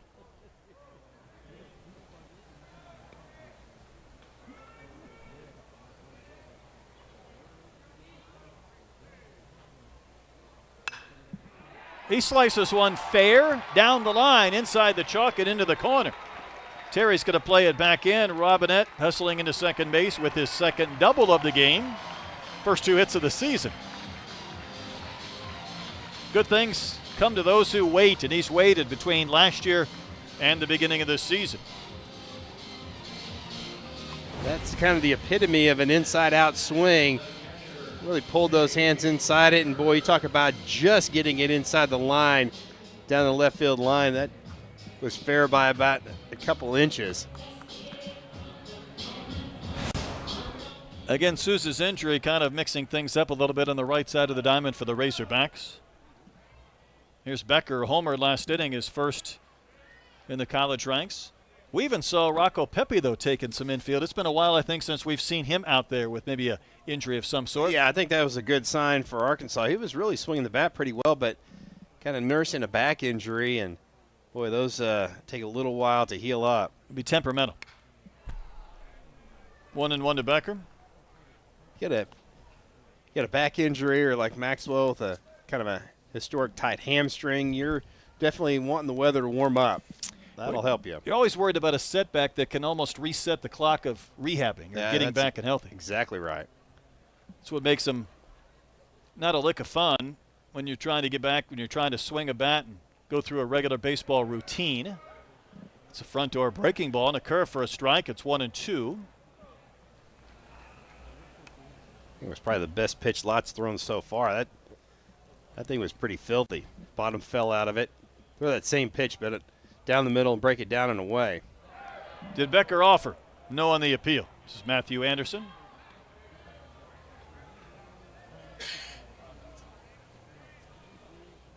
That last shot we had of Becker really shows him kind of getting into his knees, too. There's a little bit of Helfrich swing in that, too, right? With that stance. Yeah, two strike stance really spreading out. Really getting low. Probably a no stride right there.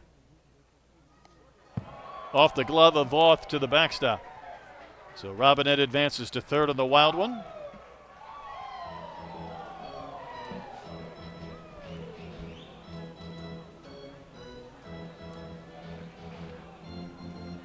So Arkansas might indeed score again. Make it every inning. Count has gone full to Becker. And here's a payoff. That's down and out, so ball 4. And now Davalon will bat with a couple of runners on base. Well, Davalon has hit a couple balls in left field that have been just right on the edge of the track. He could easily be 3 for 3 with a pair of home runs. You know, Troy, I was talking about all of his numbers, and they're pretty impressive. And batting average third in the conference, and obviously runs and hits, he's first. In SEC-only games, there's nobody who's hit more home runs than Davalon. His 8 lapped the field of anybody else in the conference in SEC-only contests. I think a lot of people might lose that bet, too. Yeah, I definitely think so. How about having your leadoff guy leading the league in home runs? That's pretty salty. Well, it's not just more home runs than anybody else in league play. It took a couple of strikeouts this weekend to have the number of Ks be the same as his home runs, 12. He was trying to out-homer a strikeout total on this game, but again, 2 to the fence. Comes up and in, 2-0. And you think about it, in the fall he had that real big leg kick. He just kind of hovered that front foot, and timing had to be perfect, and got a lot more quiet at the plate, really started shooting that ball out to left field a lot more, and that's when you just really saw that batting average skyrocket. And I think we had a spray chart, and he's hitting almost 600 when he hits the ball to the left field. Well, it's exactly right, but it's also the ability to juice up on a ball that sometimes those guys get in that approach where you're getting a couple of singles today. You don't want to disrupt that batting average by trying to really elevate and swing. Davalon socks another one to left field and another ball that'll be caught on the track. So that's 3 times today. He's hit one in that vicinity to be retired. Arkansas doesn't score for the first time tonight. Still a 7-run lead.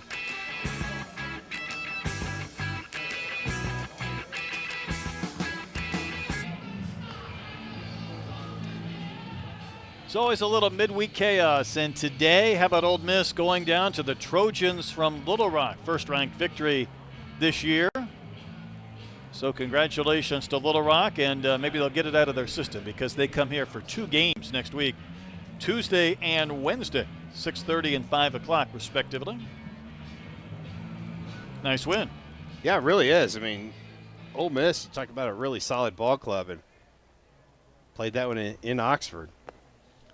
Jalen Johnson, 9-hole hitter, leads off the top of the 5th for UAPB, down by 7. Johnson, Terry, and Grease Smith. Second inning for Fisher after 3 from Tate McGuire.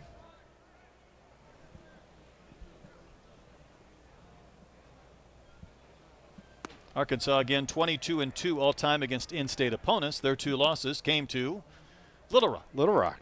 There you go. Can't nap against the Trojans, can you? You cannot. That's a 4-pitch walk to Jalen Johnson. Not what Fisher wanted to do. Johnson had been 0 for 11 on his season.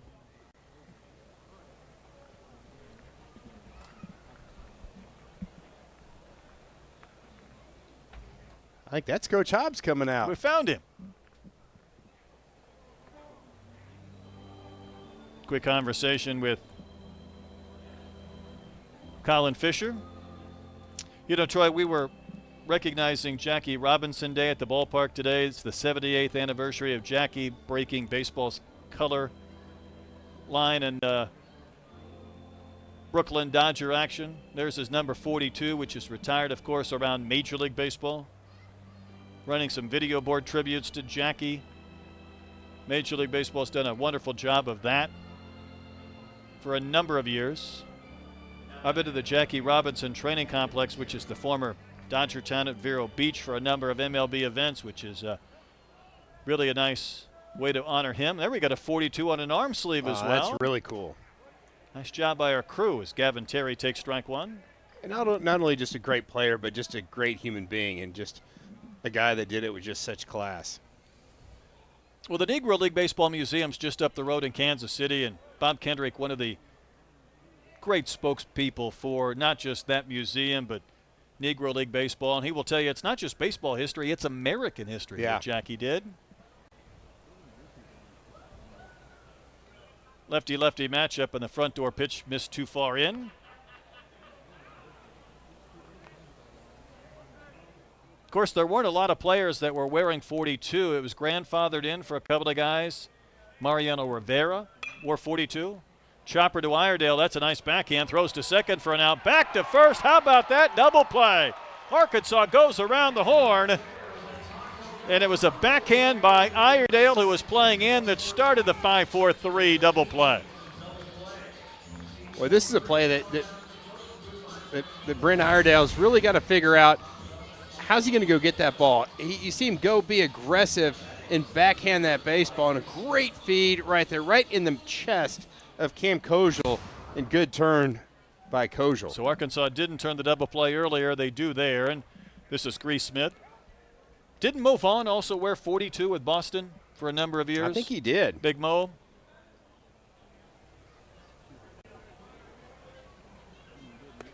Fisher misses down and out.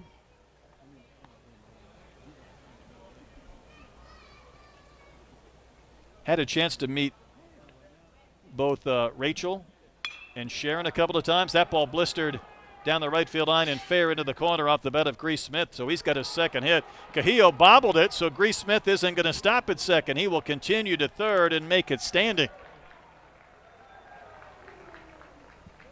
So the Golden Lions continue to swing the bat with some intent tonight.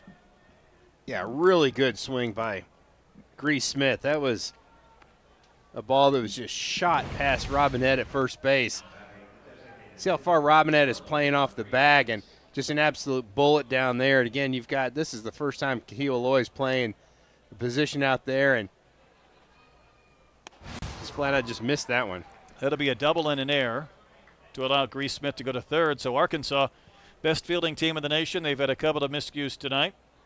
Carlos Rodriguez, who's 0 for 2, does have an RBI. Batting again. Missed that by a wide margin. I think if you're Zane Becker or Colin Fisher, you go right back to the well on that one. Troy, speaking of numbers and Jackie Robinson, you see the number 21 for Carlos Rodriguez? He's from Puerto Rico. I bet that's a Clemente. Yeah, look, Clemente. Lineage. Yeah, absolutely.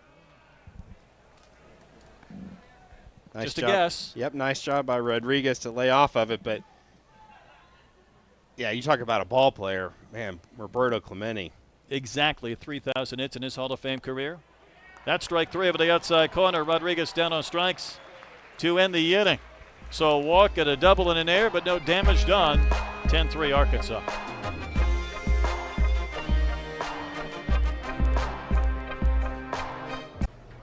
Organic and dairy-free. Woo! Woo!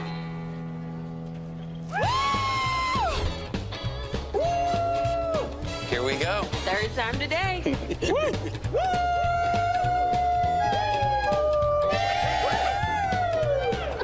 At Sprouts, our shelves are filled with new, exciting, and delicious discoveries. This is that Sprouts feeling. And the winner is T-Mobile Home Internet. J.D. Power's #1 in customer satisfaction for home wireless internet. We just want to thank T-Mobile.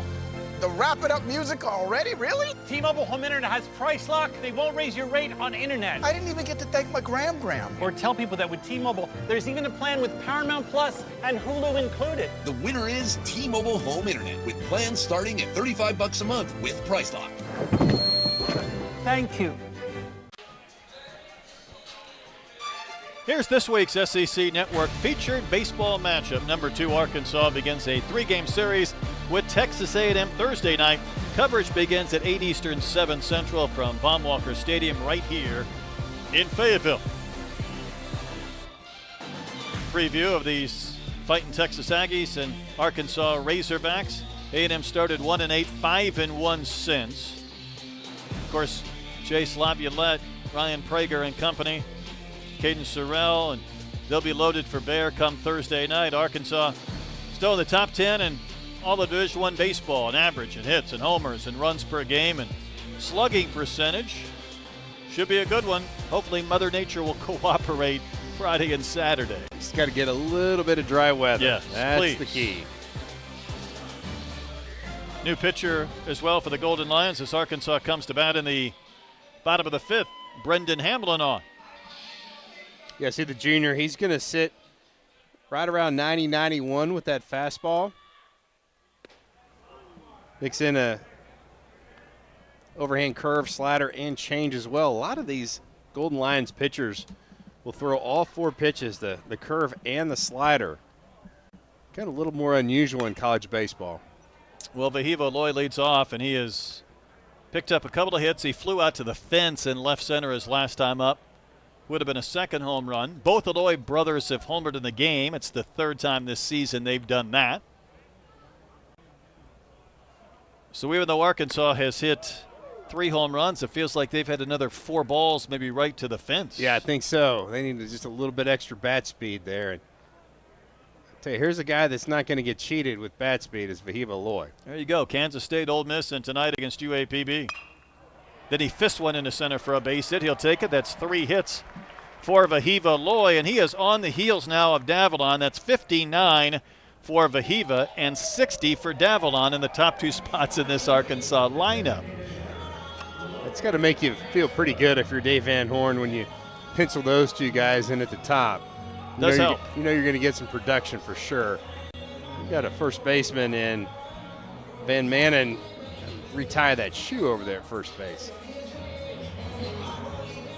Logan Maxwell has a couple of singles. He scored 3 runs. So for a man kind of dealing with that hammy, hasn't been 100%. He's been busy on the bases and takes a strike right at the knees. Arkansas just couldn't get that series to the finish line to win it. Over the weekend, they won the first game and then had 7-6 losses in each of the next 2. Tied the game of the 9th Sunday, took the lead in the 11th, did not win. They still haven't won a series in Georgia since 2015. They were 2 for 10 with runners in scoring position Sunday, 2 for 16 with runners on base, but they still scored 6 runs. Yeah, I think so, and that's a positive thing. I think the thing for Arkansas is just their willingness and their ability to never feel like they're out of a ball game and just battle back. Didn't it remind you of that Sunday game at Ole Miss when they were down to their final out and came back to win? Really did. And the same guy carried him through almost as Vahiva Loy. 2-strike pitch, and Maxwell will swing and get a piece of that to foul it out of the glove of Voth. Voth is kind of holding his hand, and I almost think I think Maxwell might have got a piece of it. Again? I mean, the catcher's interference maven? It sure sounded like it. Well, Sunday there were also 3 interference calls on Georgia. 2 catcher's interferences and a batter interference on a throw. And one of those catcher's interferences came 1 pitch after they reviewed for a catcher's interference. Is that enough interference for you? Yeah, you can't even make that up. You can't. See if he. Nope, it was just a ricochet off the mitt. Certainly a reaction though from Voth. It sounded funny, I guess it's just because of the miscatch or lack of catch there. Logan said the same thing about the one they reviewed that didn't go as a catcher's interference. There's just that, whether it's that double thud or that extra thud when the ball hits both the bat and maybe the glove. Sometimes those catcher's interferences are hard to hide because it hurts. You're bringing your glove, you're shaking it a little bit, gets the back of your fingers in that glove. Catcher's mitt. Maxwell tomahawks a high one back to the screen. Yeah, catching's not for the faint of heart. I'll tell you that for sure. Not for the meek or timid.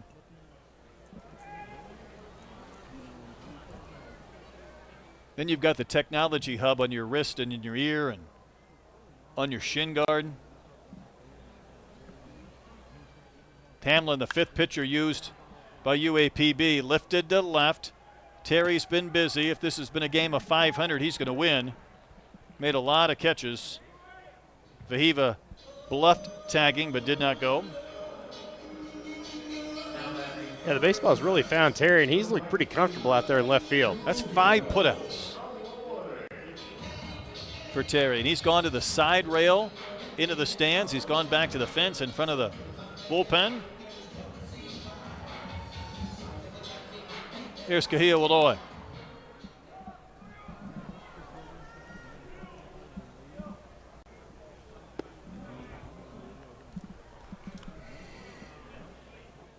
Cahillo's working on a 3-hit game.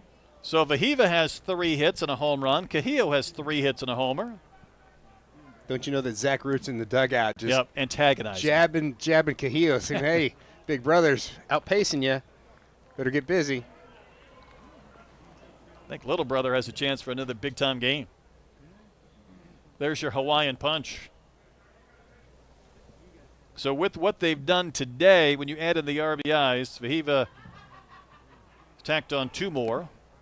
So they have combined, Troy, for 97 runs batted in. That's some good production out of the transfer portal. I think Arkansas has got to be extremely happy with the players they've got out of last year. Again, Vahiva's first year was a season ago, but man, you're talking about getting some guys that can absolutely put the bat on the ball. But then helping them get to another level. Not just bringing in good players, but developing. I think so, and that says a lot for Nate Thompson, who's the head recruiter and the hitting coach. Hunter Bell, the strength and conditioning guy as well. I think that's big. I think really it is too. Big. You know, you start talking about adding 10 pounds. It isn't just weight; it's muscle, it's strength. It's a good look at Nate Thompson right there alongside DVH. Hitters count for Cahillo.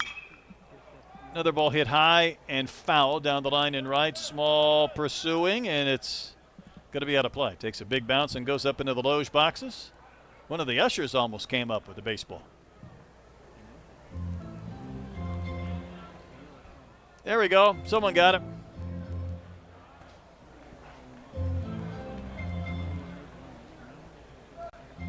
Kind of a quiet night here at the old ballpark. Midweek games don't have quite the juice that you do on the weekends. Especially for Arkansas putting 10 runs up on the board. Another one popped up by Cahillo, backing out of play. It's a good job by Hamlin, really trying to tie up Kahia Walloy with 2 strikes. That last fastball, 88 in on the hands. Beautiful bomb walker. Bring you in off that ledge and right. The bases loaded landing.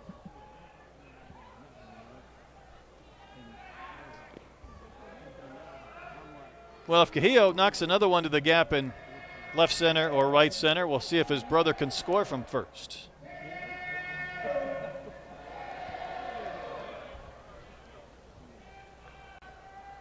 Another payoff, and that is right over the inside corner for strike 3 call. Was he anticipating a breaking pitch? I think he was thinking he was going to get something maybe on the outer third. I think that location in really kind of locked him up. That's just a great pitch right there by Hamlin. Right at the knees, inside corner. You can't walk it from the pitcher's mound to home plate any better than that. You cannot. Here's Koschel. 1 for 2 with a single and a sac fly. Well, he gets the slow breaking pitch, and that's a big wave and a miss. We're talking about pulling a string. About 72. He's throwing that fastball in the upper 80s, and anytime you're over 10 miles an hour difference on a pitch, that really gets that hitter out in front. That was 89. It probably looked like 96 after 72. What kind of pants is Hamlin working with right now? He's got those things pulled up like he's Juan Pierre. Yeah, that's a little interesting. He's got the stripes and the socks showing.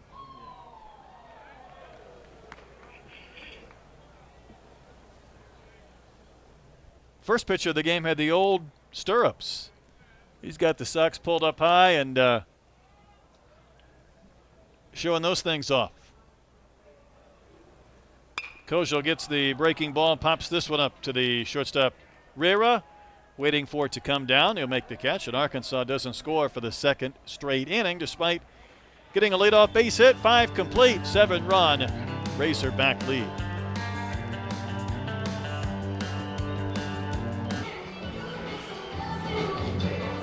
Arkansas got busy early. Things have settled down just a bit. 10-3 Hogs as we go to the top of the 6th inning.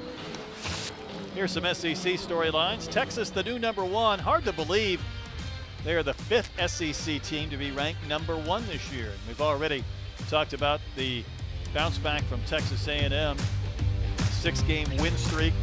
Auburn, though, that was an under-the-radar series with them sweeping LSU. Yeah, that's really big. Talking about teams that were #1, LSU had that spot as well as the Hogs and Tennessee. You know, we were talking about A&M earlier and their bounce back. Nothing operates in that state without the context of one or the other, the yin and the yang. Schlossnagle going to Texas and they're #1, and A&M was the preseason #1, and now they're back on the rise. So always operate somewhat independent but connected to another. Here's Will McIntyre, becomes the 3rd different Razorback pitcher to throw. Yeah, McIntyre's really looked pretty good. He's gained a mile or 2 on that fastball. He'll sit 90 to 92 now. Not afraid to throw inside to especially the right-handers. And Voth homered in the 2nd. That was against McGuire. Fisher dealt with a couple of base runners but put up 2 zeros working in the 4th and the 5th. And now McIntyre on here in the 6th. You know, we were talking a little bit about Jackie Robinson night, recognized here at this ballpark in addition around the majors on April the 15th. My son's working in pro ball for his first season, and tonight is his team's home opener. They had to go on the road because of a flood and whatnot, but they were winning 14-0 last I checked. And I'm kind of a sucker, Troy, for this date in baseball history. There's always a note sometimes for those of us that still read newspapers, sure, or maybe you get it online. And Voth pokes one foul. And what's funny is every once in a while a note comes up from my first year and my first 2 weeks in pro ball in 1994. We had a pitcher by the name of Kelly Wunsch who came from Texas A&M. Okay. First-round pick. He struck out 5 batters in an inning. And 5 in an inning? 5 in an inning. Obviously, 2 reached on wild pitches, Sure, pass yeah. balls, but he struck out 5 in the frame. So we started to kick around, and when I say we, I mean me, on how often that had happened. And it was the first time in the history of professional baseball a starter had struck out 5 batters in an inning. And we ended up getting him a Hall of Fame exhibit, and it was on this day so long ago I could barely remember, 1994. Speaking of strikeouts, there's one. Voth will wave and miss to begin the 6th Probably inning. back then that you had a little more color in your hair, but I'm I still had a lot jealous more for the hair. gray hair. Yeah, well. My lack of hair. There was a different couple of shades as Voth chased the high one. That was in the first week and a half, though, of games. We had a 5 strikeout inning. Now, you'll see an occasional 4 strikeout inning. Right. But you have to have a lot of nonsense for 5. Yeah, that's a guy having some filthy stuff and getting guys to swing at balls that are bouncing in the dirt. Will McIntyre coming in and pumping strikes and really getting ahead of hitters. He got Van Manen to swing at a pitch that was a foot outside. That's a cutter will do for you, but you have to set it up with a fastball. I think that's the key. Whew. That's a tough one to take. As a hitter, you say, I had it the whole time. I knew it was off the plate. In the back of your mind going, nah, I didn't. He just didn't hit the zone. Foul to the screen to the right. Yeah, we talked about this Golden Lions team. They came in hitting .281 as a team, and that's – I think anybody will take that any day of the week. I think there's more to come in SWAC action. Waving to miss. 2 batters face, couple of strikeouts as Van Manen heads back to the dugout. Yeah, I agree with you. I think this team is going to put up some good offensive numbers, and that's just one of those pitches. It starts out on the outside corner, and then that cutter just dives down and away. Dane Small will take one to the top of the zone for a strike at 90 mph.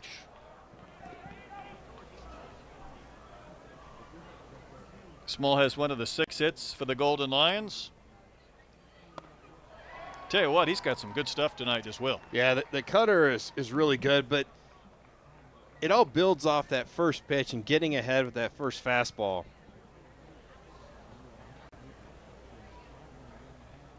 Well, on the anniversary of my 5 strikeout inning, Will McIntyre comes into the game and says, good morning, good afternoon, good night.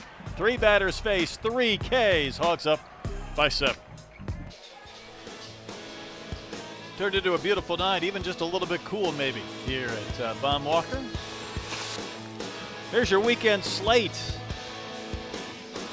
Auburn and Texas, that'll be fun. And obviously A&M coming here to face Arkansas. Alabama, LSU, I think both of those teams kind of feel the urgency of winning maybe a series. Nothing was out of the realm of craziness last weekend, Troy, but I think LSU getting swept by Auburn was probably one of those, and I know they would like a bounce back, and Alabama as well would kind of like to begin that climb again. 8-7 on the year.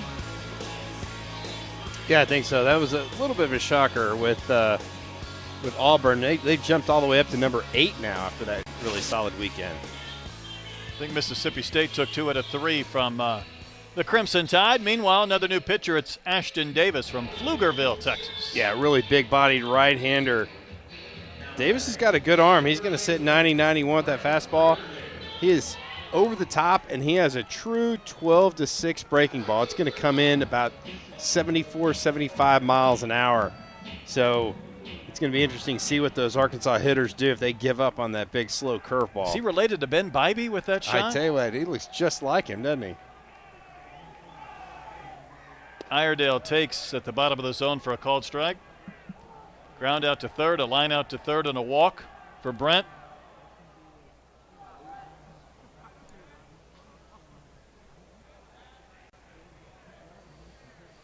Iredale went 2 for 13 this weekend.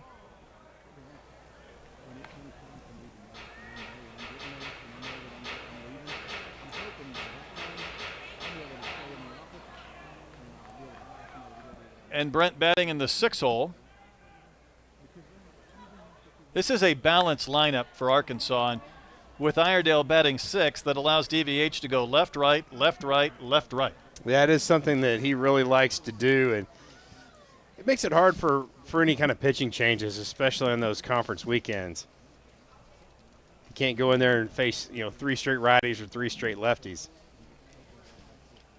Arkansas was the worst team in the conference last year against right-handed pitching, and it wasn't close. This year, hitting .317 against righties, .356 against lefties. That just says something about the quality of the left-handed batters Arkansas has in the lineup this season.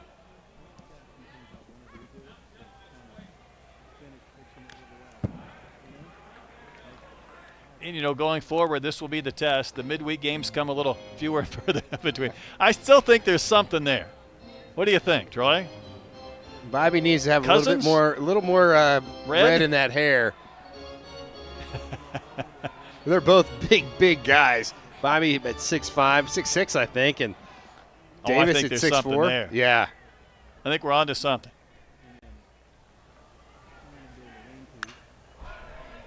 Iredale hanging tough. About 93 on that last fastball by Davis. That fastball's got some really good carry, which means it stays on plane. It doesn't gravity doesn't have as much effect. This is 6 different pitchers that have worked this evening for UAPB. Grounder to Rira at short. Arkansas has been a little bit quiet offensively here in these last few innings. Haven't scored since the 3rd, and there's one quick out for Carson Bowles. I think that's what's kind of taking the air out of the fans a little bit, is just that. I think you're right. Offensive production is just really quieted down for the Hogs. They demand 3 runs every inning. I think so. Bowles singled in a run in that 3-run first. Well, you go back over the weekends and, that Missouri three-game series. Arkansas outscored the Tigers 51-9. And what was interesting is they only batted in 18 innings. Yeah, if you do the math, that's really just like playing 2 games. That's a lot of offense. I'll tell you what, I've been really impressed with the stuff of Ashton Davis. The fastball's got some really good life on it. The breaking ball is sharp. And the way Coach Stout is going about it, it has kind of that spring training feel where you're never going to see a pitcher twice. You're going to see him once. If he can fool you, win that battle, like he does here to Carson Bowles, then you're on to the next.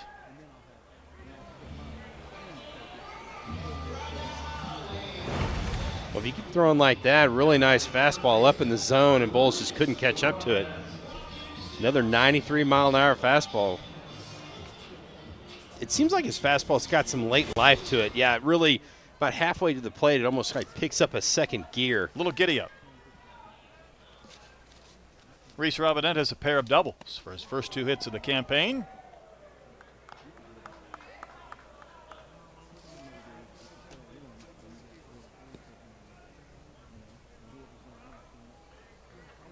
Arkansas has not gone in order yet, but in danger of doing that if Davis can retire. Robinette may do it. Bounce it to Herrera. That was a very quick 6th inning. 1, 2, 3 and done. We go to the 7th. Still a 7-run Razorback cushion.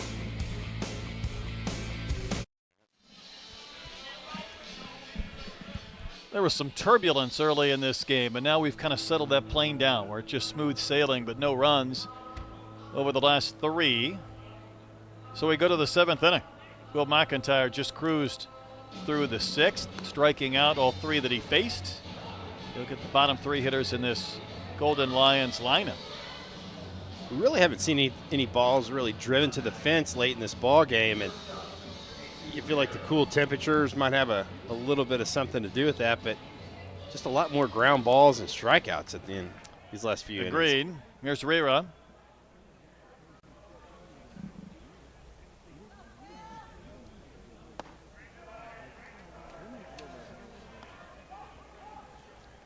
We were from Cincinnati through Alabama A&M.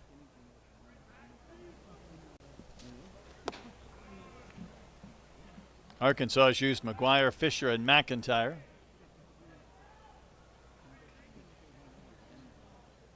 Really what the bullpen did in that Georgia series was pretty good. I mean, you think about losing 2 games and you might have that thought, well, you know, things fell apart, but bullpen held its own for the most part in that series in Athens. Yeah, they really gave Arkansas a chance to climb back in those games. It's just tough when you dig yourself into a 3-run deficit every night, every game. Had to use guys like Jimenez twice. He tried to finish out that game Sunday. That is a mile-high pop-up. Kojal drifting out. Davalon coming on. He'll get there to make the catch for the first out of the inning. Here's what the bullpen did compared to the starters. Pretty good ratio there of strikeouts to walks, 14-1. Yeah, that's a bullpen getting it done. Then you talked about Jimenez, who's probably been the best reliever Arkansas has had. And again, I believe what is he, like 13 months off of Tommy John? Right around there. So yeah, you got to be a little careful with him. But, boy, he's been really good. McLemore missed that one by a wide margin. Just like a pitcher, to always have a baseball in your hand. Sure. Probably throw on that with heavy sink as well. Oregon State transfer. Zach Root was there to his right and your left. And what did DVH say the other day? That hair's getting pretty long, but he keeps pitching well. I don't know. He's got a mullet working there, doesn't he? It's been a while since he's last seen a barber, and DVH kind of implied, you know, you need to keep pitching. That's poked out into left center, and in comes Bowles to make the catch. What did DVH do the explanation about mispronouncing Kojal's name? I don't know if it was at the Swatters Club or at a press conference, and he said, I kept calling him Koziel, and finally he said, it's Kojal. And he said, well, I'll call you Kojo when you start hitting. Yeah. So he's had to start pronouncing it right here in the last That's right. month. He's been pretty hot. He's like, yeah, you get the proper pronunciation when you put the bat on the ball. But Cam's done a great job. He just, like DVH says, he goes, the players are going to tell me what the lineup's going to look like. And Cam Kojel's just earned himself a spot in the lineup. Johnson takes a strike over the inside corner.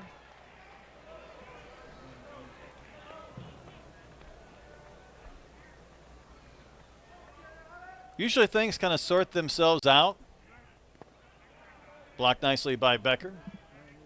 But then you have a twist and a turn, and Sousa's injury, I think, was one of those. It felt like DVH had kind of settled on his outfield, and then last weekend there was a little bit of experimentation maybe. A little bit of a tweak. 2 balls, 2 strikes to the third baseman, Johnson. McIntyre just doing a little nibbling, spiked the 0-2 pitch and kind of tried to get Johnson to chase the elevated fastball. It's going to be out of play. Robinette nearly ran into the first base umpire, Matthew Anderson. Did a little dance around him. They had a little conversation right there, saying, hey, sorry, big country, I got in your way.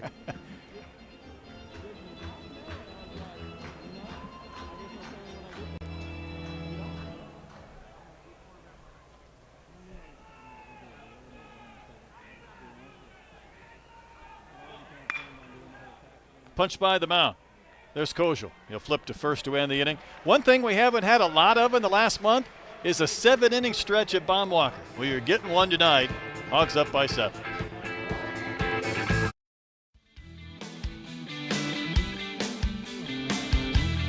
Boy, got things going with a runner on.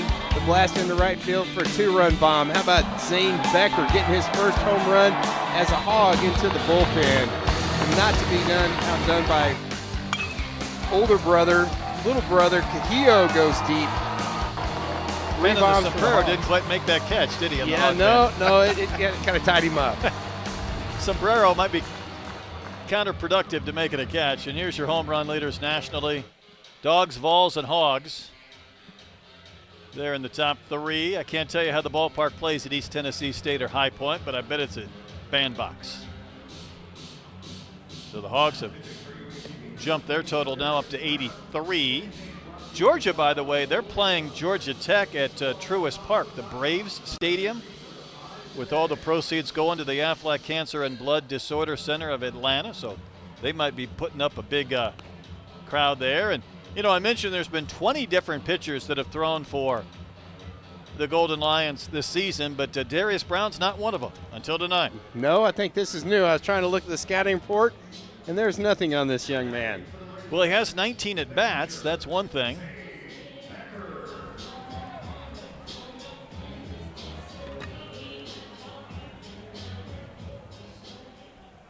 Second round to pitch for UAPB, and Zane Becker will bat.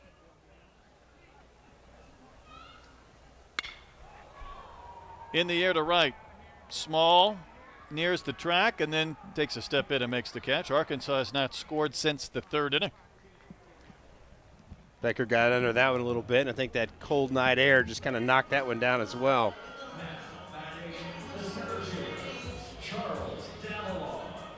Davalon 3 times has either lined out or flied out to Terry in left field.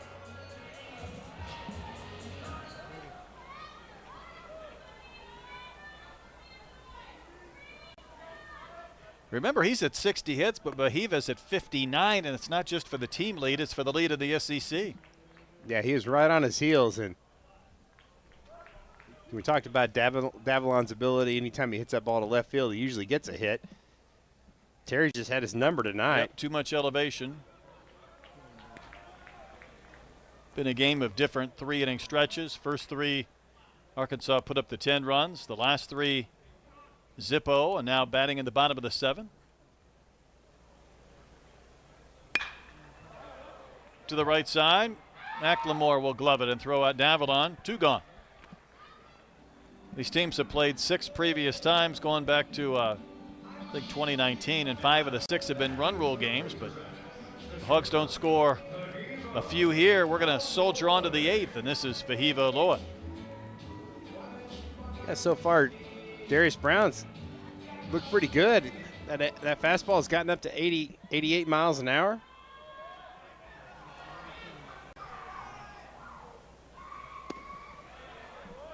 Just missed.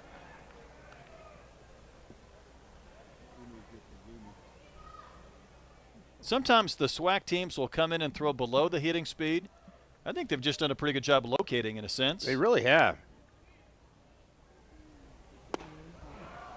Pretty good sink on that last fastball.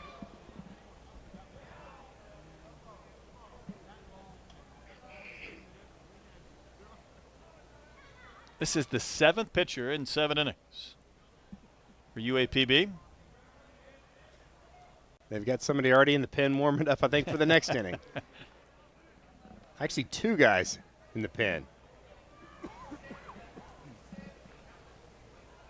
You know, they dealt with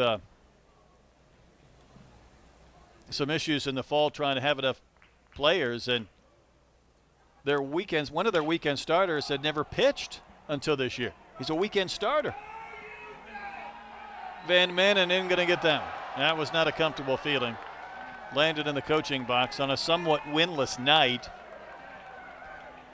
That landed like one of Rory's wedges on 18. Yeah, see the slip right there. I think he catches that ball if he doesn't slip. You can see him look at it, and he's like, okay, that spin is starting to come back. Almost looked like he had like turf shoes on or something.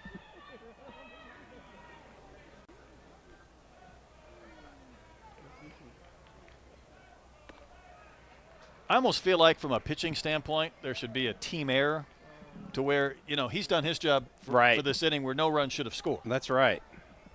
But still only 2 outs on the board. The count's full to Vahiva Loy.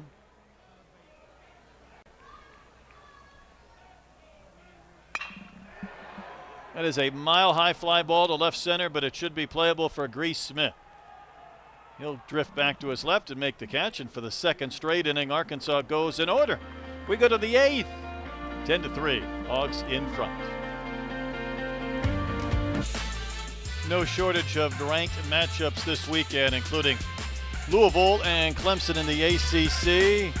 Georgia, Vandy, Auburn, Texas. That's a top 8 matchup with Auburn on the rise. Alabama, LSU, and how about your normal Big Ten, UCLA, Oregon tilt? It just doesn't sound right.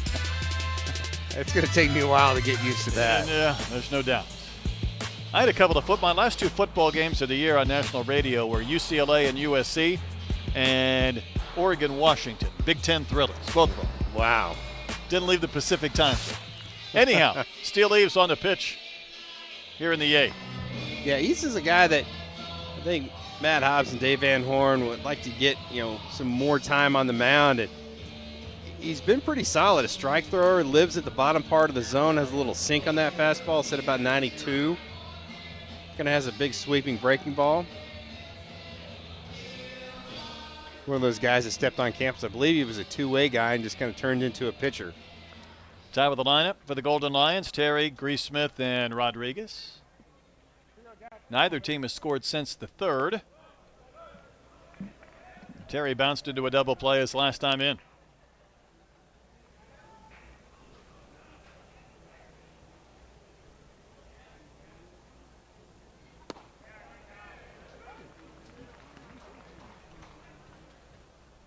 Four different pitchers have worked for Arkansas. We've had 11 total in the game.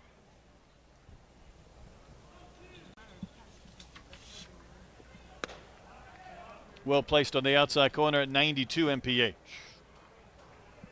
was trying to look on the roster to see if they had height and weight. Because it almost looks like Terry, a good gust of wind might blow him around in the batter's box, but they just had height. That is a swing, and that's strike 3. So Eaves will K the first that he's faced. Really nice pitch right there by Steele Eaves. And when you've got a guy with a small strike zone like Gavin Terry, sometimes that kind of throws you off as a pitcher. You have to feel like you have to just really work at that bottom part of the zone. Arkansas pitchers have struck out 10 in the game, and This is Grease Smith, who has 2 of the team's 6 hits.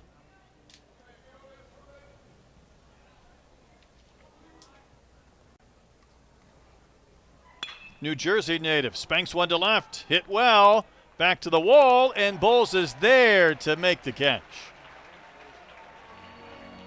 Sometimes you find that wall first and come in. I think he had a pretty good idea where it was located and able to bring it down.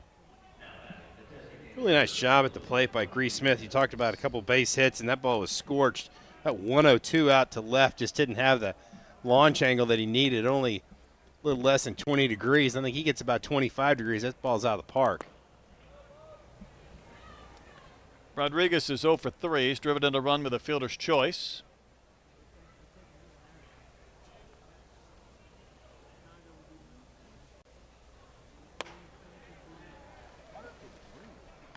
Sometimes in these self-motivating nights, you always wonder if your pitchers might just not feel the game intensity, maybe fight it a little bit with the command. I would say for the most part to this point, these pitchers have come in and pumped strikes. Yeah, I think if you're Matt Hobbs, you got to be really happy with the freshman Steele Eves out there. Some really nice run on the fastball down and away from those left-handers. Kind of throwing a little bit of that frisbee slider. Little tapper in front of the plate. That had some funny spin. Picked up by Becker. Slings it to first. Inning over. Eves records a perfect 8th. Hogs can win with 3 in the bottom. Here's this week's featured softball matchup over on the SEC Network. 8th ranked Florida hosts number 22 Alabama Friday in the second game of their 3-game weekend series. Coverage begins at 6 Eastern. Always up for some softball. Had 2 games last weekend here at Bogle Park in town when South Carolina came to Fayetteville. When was the last time that Alabama softball was ranked as low as 22nd? They had I think they took 2 from Oklahoma this weekend, including maybe last night. That's saying a lot. Here's Logan Maxwell. Tags one in the into center field. Grease Smith back, still running, nearing the fence at the 400-foot marker and makes the catch. Brett, if that ball's hit about an hour and a half ago, that's hitting off the batter's eye. That cool, dead night just kind of ate that ball up. So Brown has retired all 4 that he's faced with a couple of flyouts to center. Cahill Illinois with the 3 hits this evening, homer and 4 runs batted in.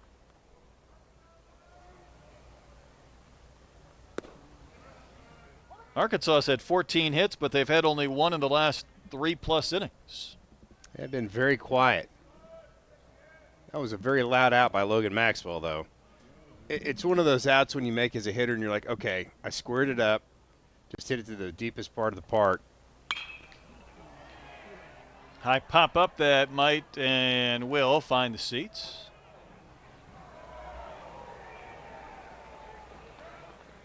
This offensive night for the Razorbacks is the equivalent of getting all of your work done in the morning and then just kind of playing on the internet in the afternoon. That's right. You get it all done and then just kind of coast until it's quitting time.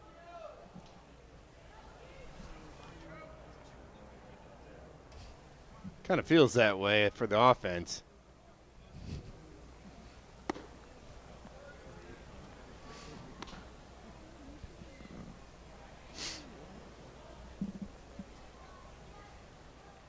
Both Alloy brothers homering in the game, and Zane Becker is first as a Razorback.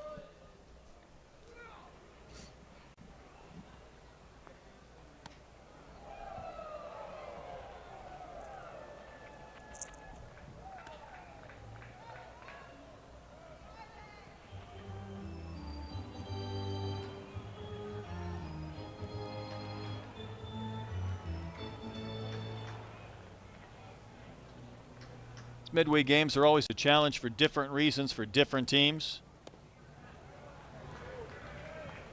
Pretty good respect pitch right there. 2-2 breaking ball down and away. Not a bad one either. No.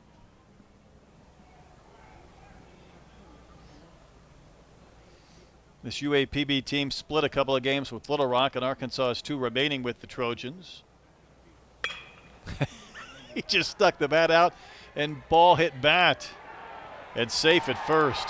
Rivera couldn't get the throw there. 53 miles an hour when he just stuck the bat in front of the pitch. And that's how Kuhio Aloy gets his 4th hit of the game. Watch him just stick the bat here and stop. That's about a quarter of a swing. But great effort by Kuhio Aloy, just busting it down the line. That's about all you can do. I think he definitely beat that plate. Pine Bluff challenges, safe call at first. Oh, good. I was worried we might not get a trip to the pit of confusion in the game.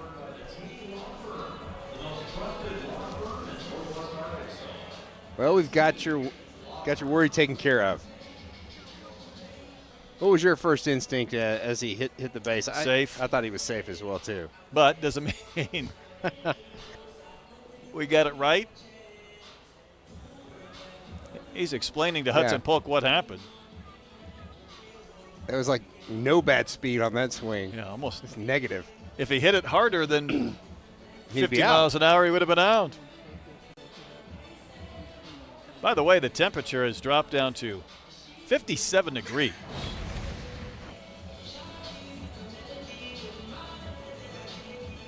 I think he's safe. Yeah, I do too. Yep. I'm guessing you don't get to use this in the SWAC very often, so you spend your challenges.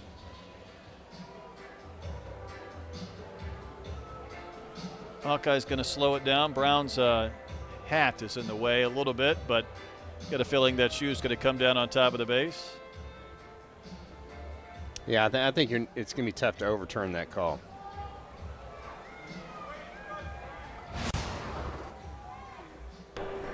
After review, the runner is safe at first. Pine Bluff has 1 challenge remaining. We got the loudest ovation outside of the homers all night here at Pine Bluff. I think so. You like it how the umpires raise their hand when they're getting ready, like a substitute teacher's calling on you? Hold on, I got something to ask. Pay attention. May I go to the bathroom?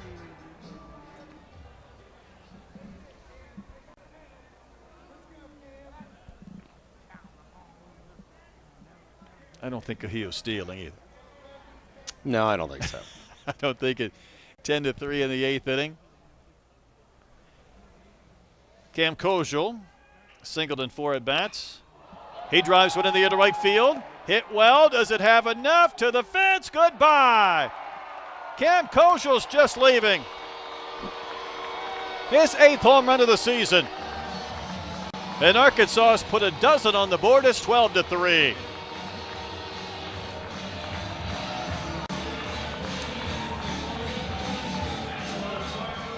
Boy, stay hot, Cam Kojal.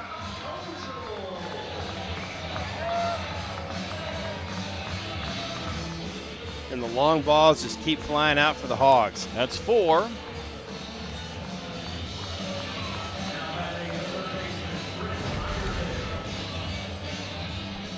Great extension on that hanging breaking ball right there by Kojal.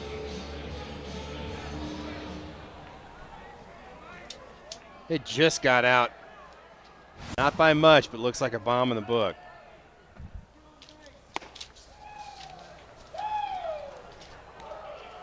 Iredale walked in the first, but he's been retired 3 times since.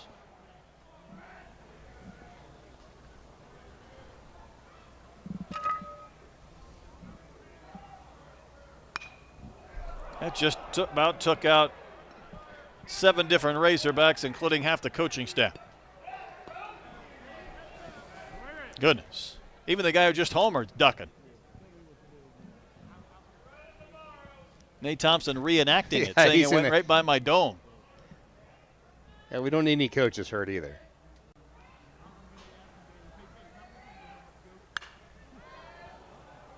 One and 2 to Brent Iredale. Looking up on the scoreboard, and I'm almost a little shocked when I see a Razorback hitter that's not hitting above 300.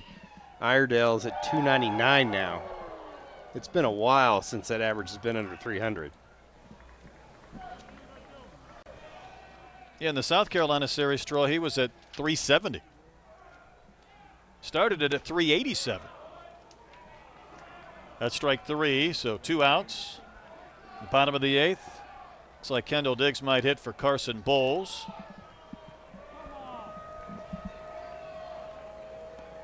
Arkansas needs a run to run rule. UAPB otherwise will go to the 9th. And another pitching change, I believe. You would have to think so. Indeed, that's the case. So the Golden Lions will bring on their 8th pitcher of the game. Stephon Fack coming in. Will step out. 12-3, Hogs in front.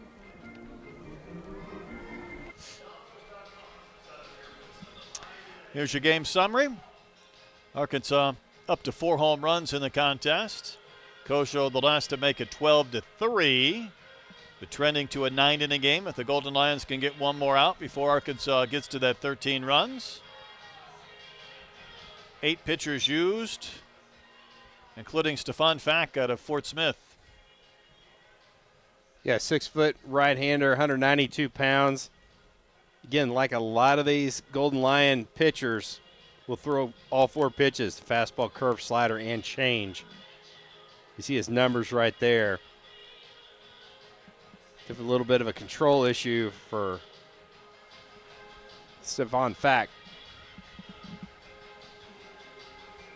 Hoping to get just one out. Send this to the 9th. Kendall Diggs was set to hit for Carson Bowles.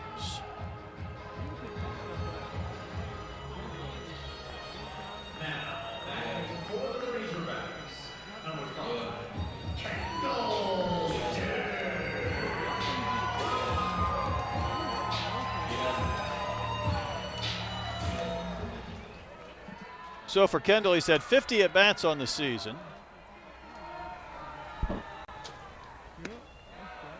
Looks at strike 1 at 87 on the gun.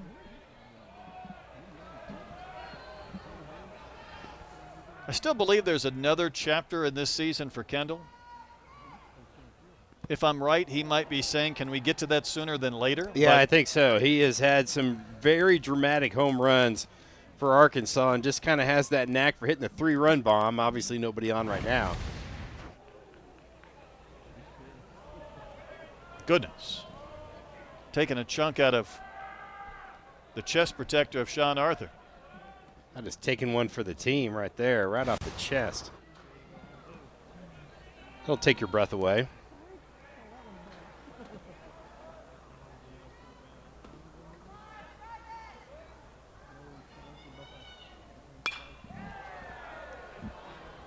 Fouled on a play by Kendall.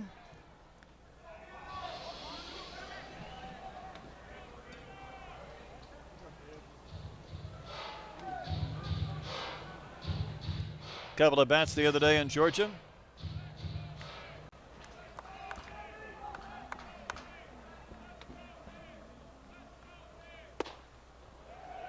If he reaches, Reese Robinette's on deck. Getting to the bottom of the lineup in the bottom of the 8th.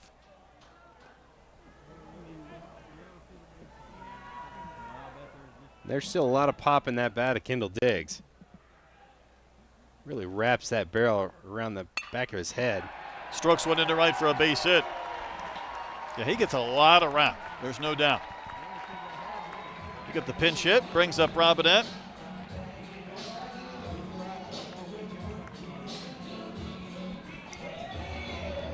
Arkansas up to 16 hits now in the game. 16 hits and 4 homers.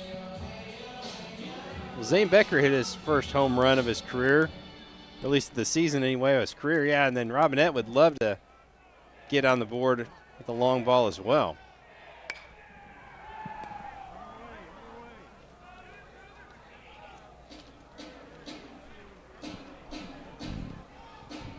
Up to 17 base hits with that Kendall Diggs single.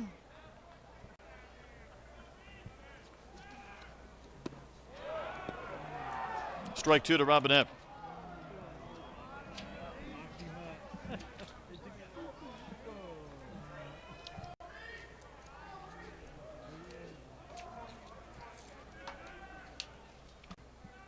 Robinette has 2 career homers both a couple of years ago, because last year again was a redshirt season for the Kennett, Missouri native.